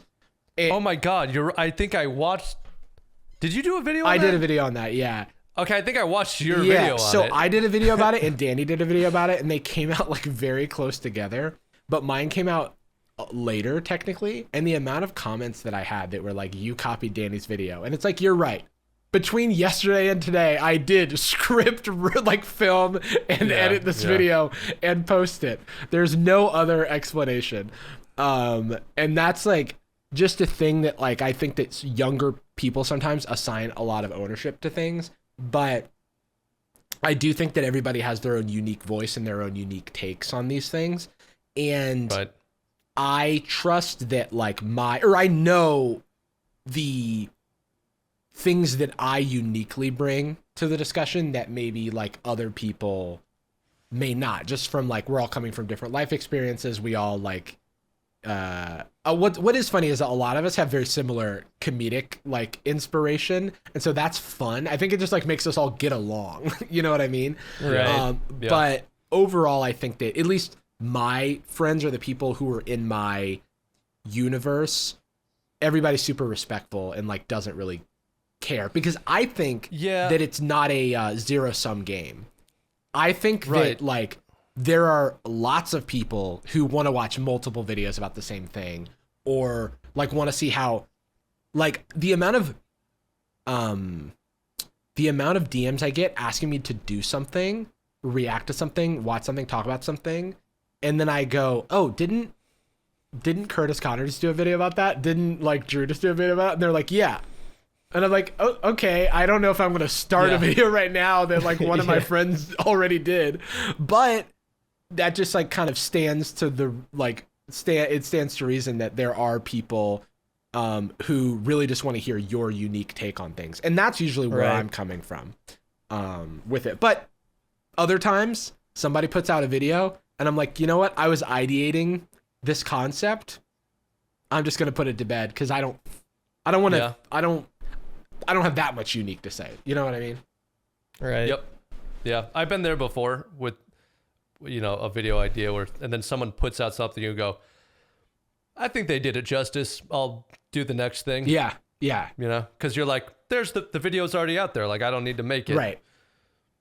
And that's also, I mean, like that, you know, depending on where you're at, it can also be cool because it, you know, can foster community. Like I think all of the people who are like, a lot of the people who I at least know or have worked with are like doing an awesome job at what they do.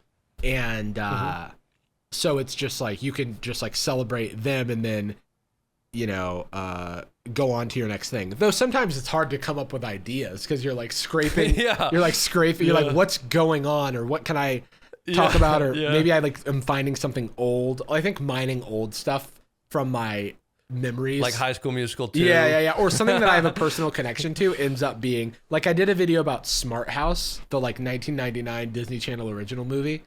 Wait, what movie? It's called Smart House. It is Smart House. Yeah. Oh my God. Wait, didn't they have like a this is a movie party there and the house is like cleaning it up? Yes. At some point. Yeah. So exactly that. I remember watching Fun that. fact. I could name anything right now, and you could go in that shelf and pull it out right now. Oh, dude, anything. there's so much shit in there.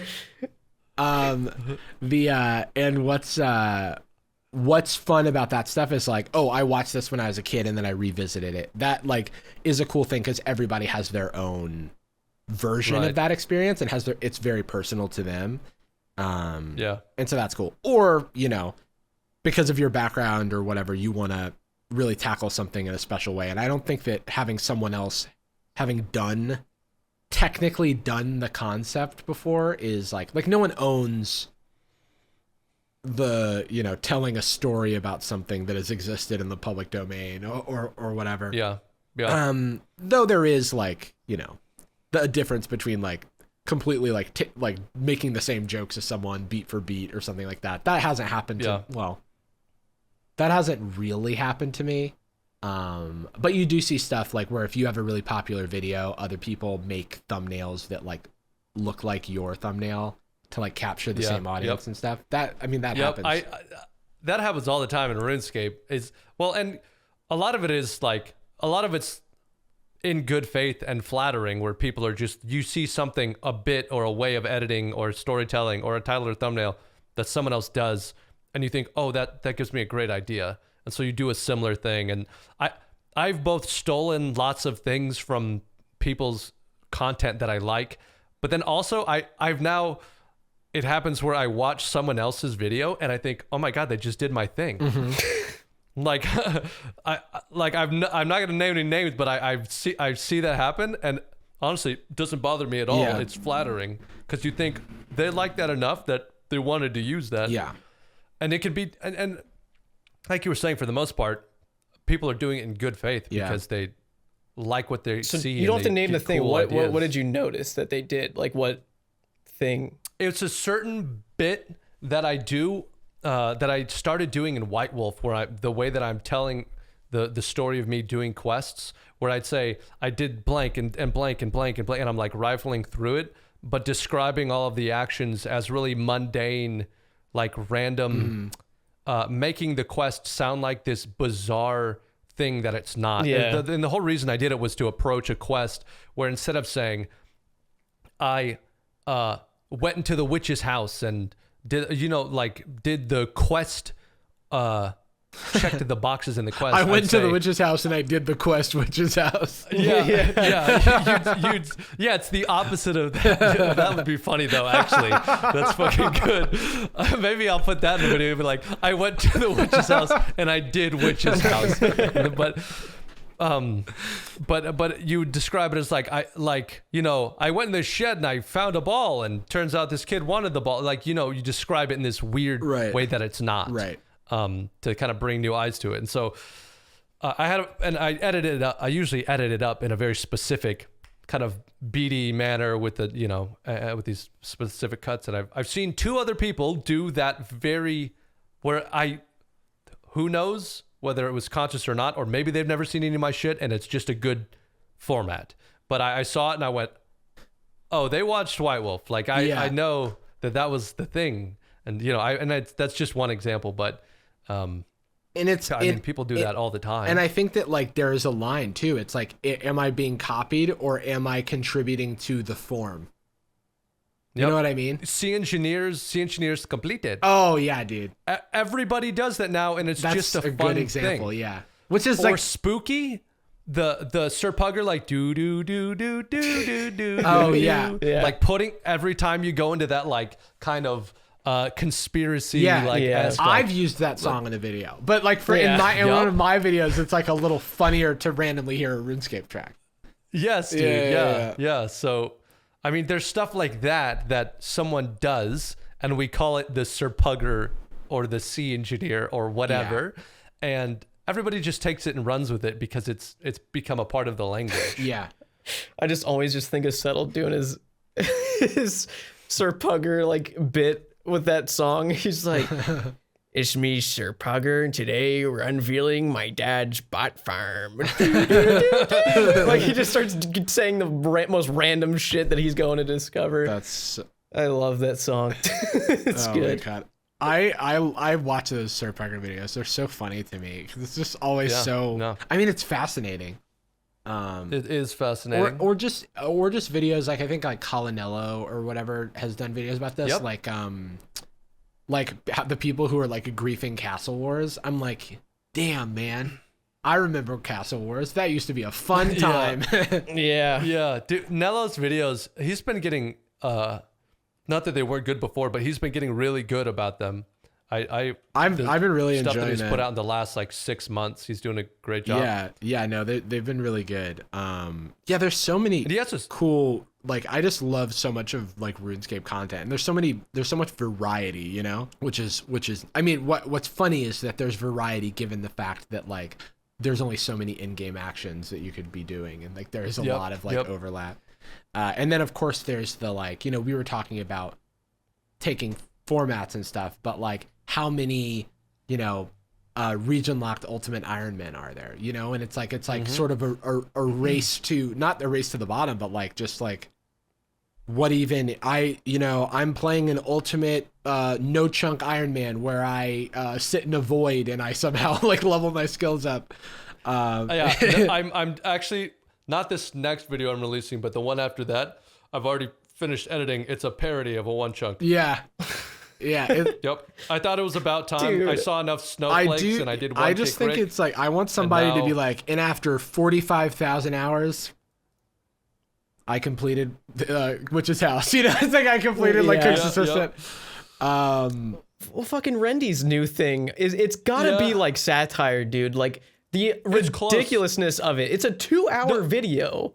Rendy's video was actually the one I watched, and I went, "It's time." It's time. I didn't even see this Rendy video. What was it? He started a new series. Fucking ridiculous, and he says it. He's like, if you're thinking to yourself, "Wow, this sounds like the stupidest, most frustrating idea I've ever heard of," that's because it is. And then he continues to do it for 2 more hours for the episode. Yeah. Yep. And that was the video that I watched where I went, okay, you know what? It's time we parody this stupid one chunk thing. Yeah. It's and don't get me wrong, I love that people do that. Yeah, I mean, the whole community's just masochist, dude. I'm absolutely gonna make fun of them for Who it. can fucking hate themselves and hurt their mental health the most? That's how they determine how good your series is. It's just crazy, dude. Yeah. How insane is your idea? I think the reason we are forced as RuneScape players to do stuff like that is because we don't. I think it's the same drive to do modded content in other games or speed run content in other games, where you just rip it apart. But because it's an MMO, that first of all we can't speed run shit because just the nature of the game. To do anything in that game takes way too long, and the startup cost is way too high. It's not hitting the reset button on an emulator. That it just makes speedrunning just terrible. Yeah. But then we can't mod it because it's an MMO and it's competitive in that regard. Right. And Jagex says, obviously, that is totally not cool. Yeah, and you couldn't start playing on like private servers and shit. You know, like that just wouldn't fly. Yeah. If I played a different game, I would totally be modded YouTuber, like doing content about modded stuff, because I think like that stuff really compels me. I've tried to figure out a way to bring that style of like, I love even the Minecraft mods of. I watched a video. Do you know who Slimesicle is? He put out a video a couple months ago called "I created the hardest Minecraft difficulty." Oh yeah. Oh, I've watched so many of those videos. Dude, and I love that kind of stuff. I would love to create the most bullshit RuneScape difficulty, but the only way we have to do that in our game is making arbitrary rules. Yeah. We can't change the game to like drop stupid shit. I talked to so many different programmers with RuneLite or old JMods or whatever to try and find a way to program basically a randomizer into RuneScape, but you can't do it in any kind of compelling way. I watch a lot of like, do you know Point Crow or like Small Ant? Like yes, Point Crow's does a lot of they're fucking Breath great, of the dude. Wild videos where it's like, I beat Breath of the Wild with like a stick, or like and that shit is like it's like crack for me. I'm like, give me a new constraint on so much, beating Breath of the Wild. Beating Breath of the Wild with just a shield, I'm in. You know, like like you got to parry everything. Yep, I'll watch it. Yeah, a lot of my content in the future for RuneScape, because I'm wrapping up a bunch of series that are really long form, is going to be stuff like that. What ideas that I can finish in an episode that are like some dumb, silly idea. Yeah. So that's why one of the reasons I decided to do this one chunk parody was like, okay, here's a fun idea. We're finishing it in an episode. Yeah. So, and because I love I want to capture that Small Ant, Point Crow kind of like a really compelling, intriguing idea. Yeah. Or even like another thing I just like watch a lot of video game content as like comfort for me, because I like don't want to watch commentary videos. Like I can't watch any of my friends because I don't want to subliminally like steal from them, you know, or even like right. But I mean, I'll watch videos here and there, obviously, and like admire their hard work. But if I do it as a habit, I know I have a ability. I like will just absorb, you know, by accident. Yep. But Pokemon game, or there's like this guy JRose11 who does like, can you beat Pokemon Red and Blue with like just a Weedle? And I'm like, I don't know, can you? I will find out over 45 minutes. Or without taking damage. Yeah, because it's the narrative, right? Like truly, you're hearing, and this is very much, I think, one of the big deals with the Swampletic series is that like it's the story of the struggle. And I think that is like, or it's you're taking something that you're aware of, but now you're being faced with these unique consequences, and you get this little nugget of, I'm presented with this problem, and you as a viewer go, huh, that is a problem given the constraints that you've aligned with your game, or you set your game mode in.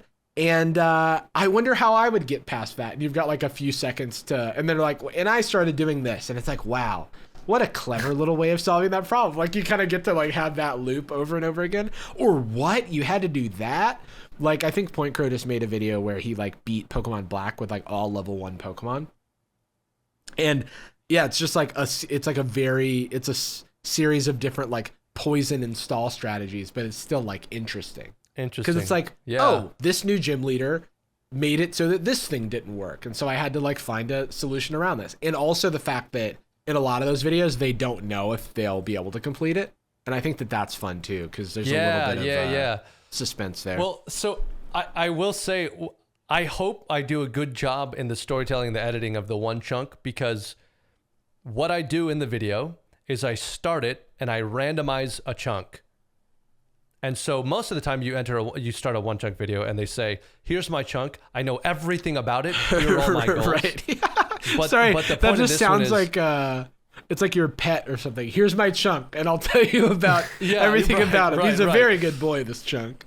Yeah, he's a great chunk. He doesn't bite. I have the best chunk. But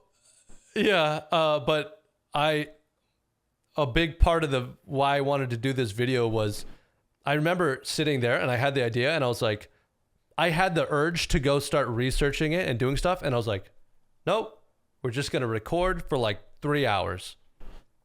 And I'm not going to look it up, because I remember doing that. The last time I did that was probably One Kick Rick, when I just started in the Lumber's chicken pen. And I wanted the like unscripted discovery along the way. I did enough planning that I could pitch the idea. Yeah.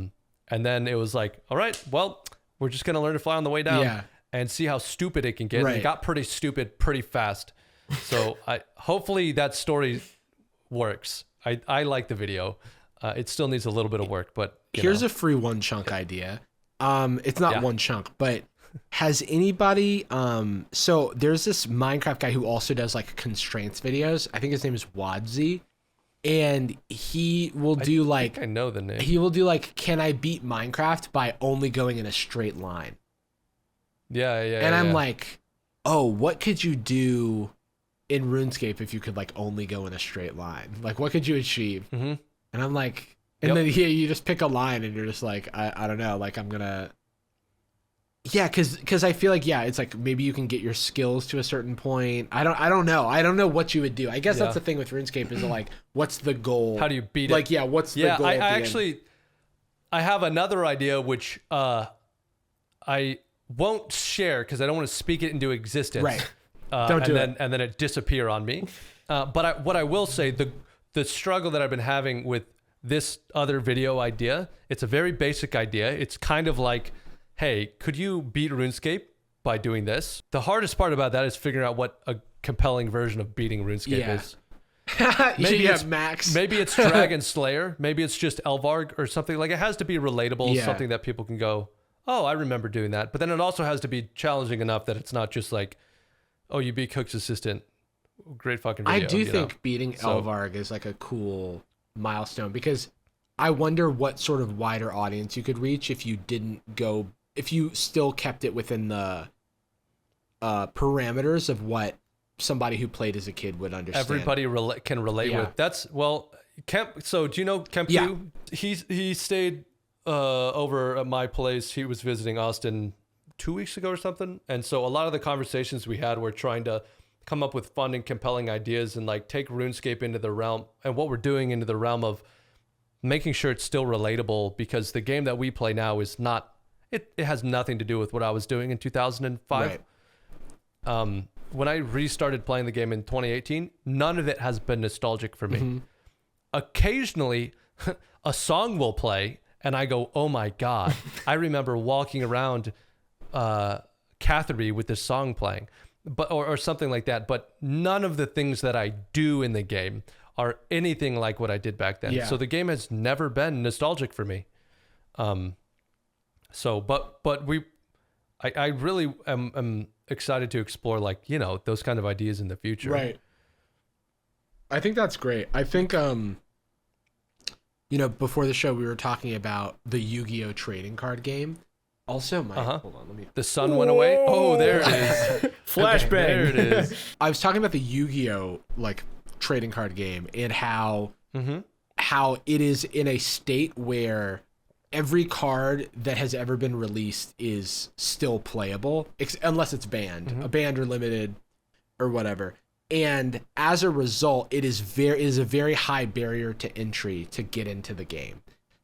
Now, what a lot of creators have made a lot of creators on YouTube for Yu-Gi-Oh! Have obviously realized that they want to reach this casual Yu-Gi-Oh! Audience that played it as a kid. So how can they go about doing that? And one thing, and I think that there's by release parallels here, is that one series is like somebody's like they're playing every set as it releases, and they're like duking it out, and then you can go in and you're like, I remember the first Yu-Gi-Oh! Set, cool. I remember the second one, and you like almost watch until you're like, oh, I don't know what this is, but maybe you know some percentage of people like stick around for that. Yeah, at that point you're hooked. So yeah, and cool. I think that like what are ways of I think like by release is the most straightforward version of that I can think of, but I do like the idea of kind of making it relatable, at least from the outset, like at least from the start. It's like very relatable, and maybe it morphs over time, much like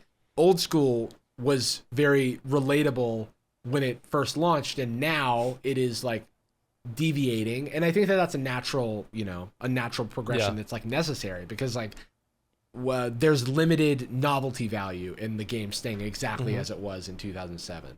And nostalgia is a good hook, man. Nostalgia, people love it. Yeah, it's good stuff. It's always that old school likes to still bring that up because of like how much it worked.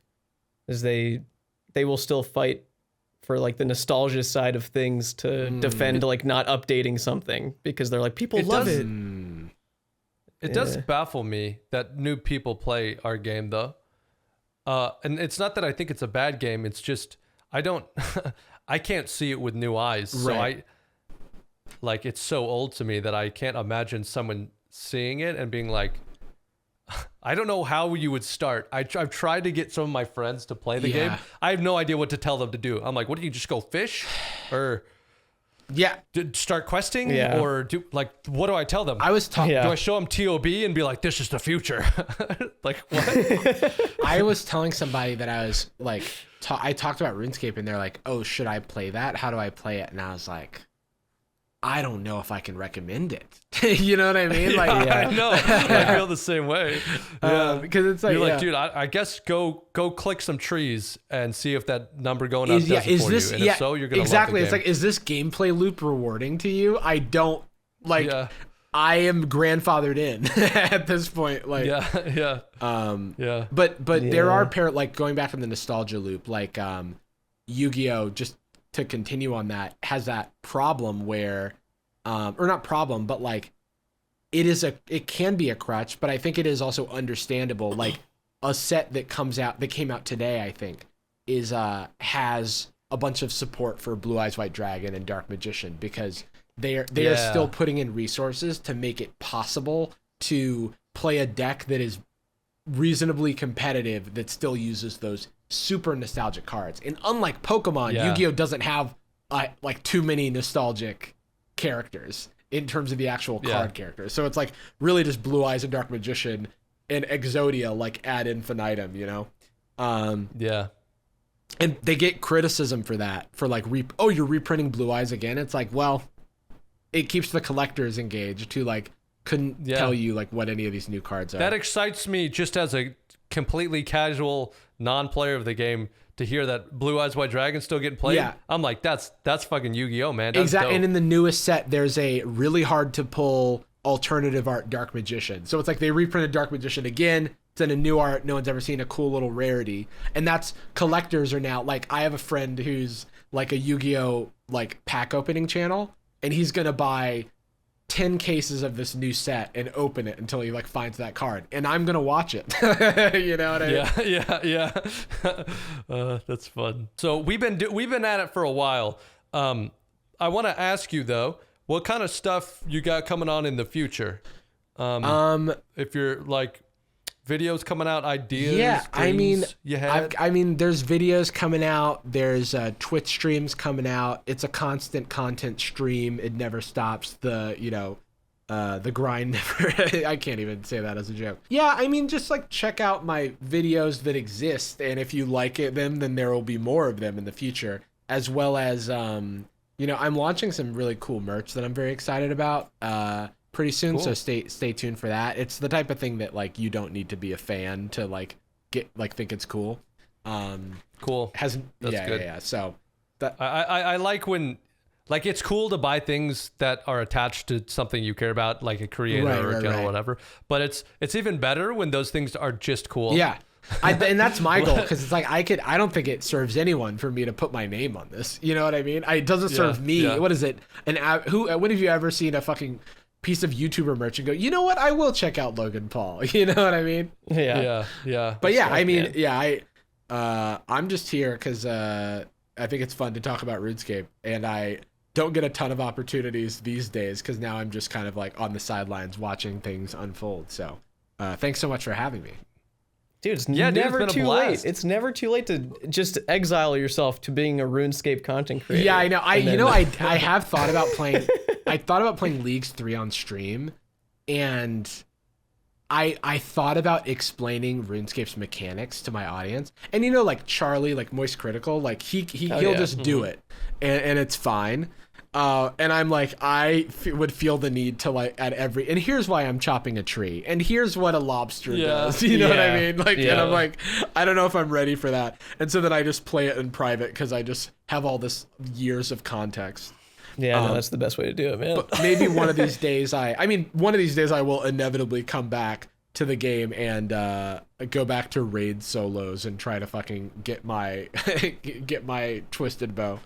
Hey, you can come raid with us, man. That's what we've been doing. Yeah. We should do We've that. been doing it. I think I was talking to Rarg and Link's Ocarina a while ago, and we were gonna like raid, and I just completely stopped playing the game, and I felt so bad because I was like, I genuinely haven't logged into my account in so long, but I love supporting like RuneScape content creators because I'm like really just a fan, you know. Good stuff. Yeah, man. Hey, me too.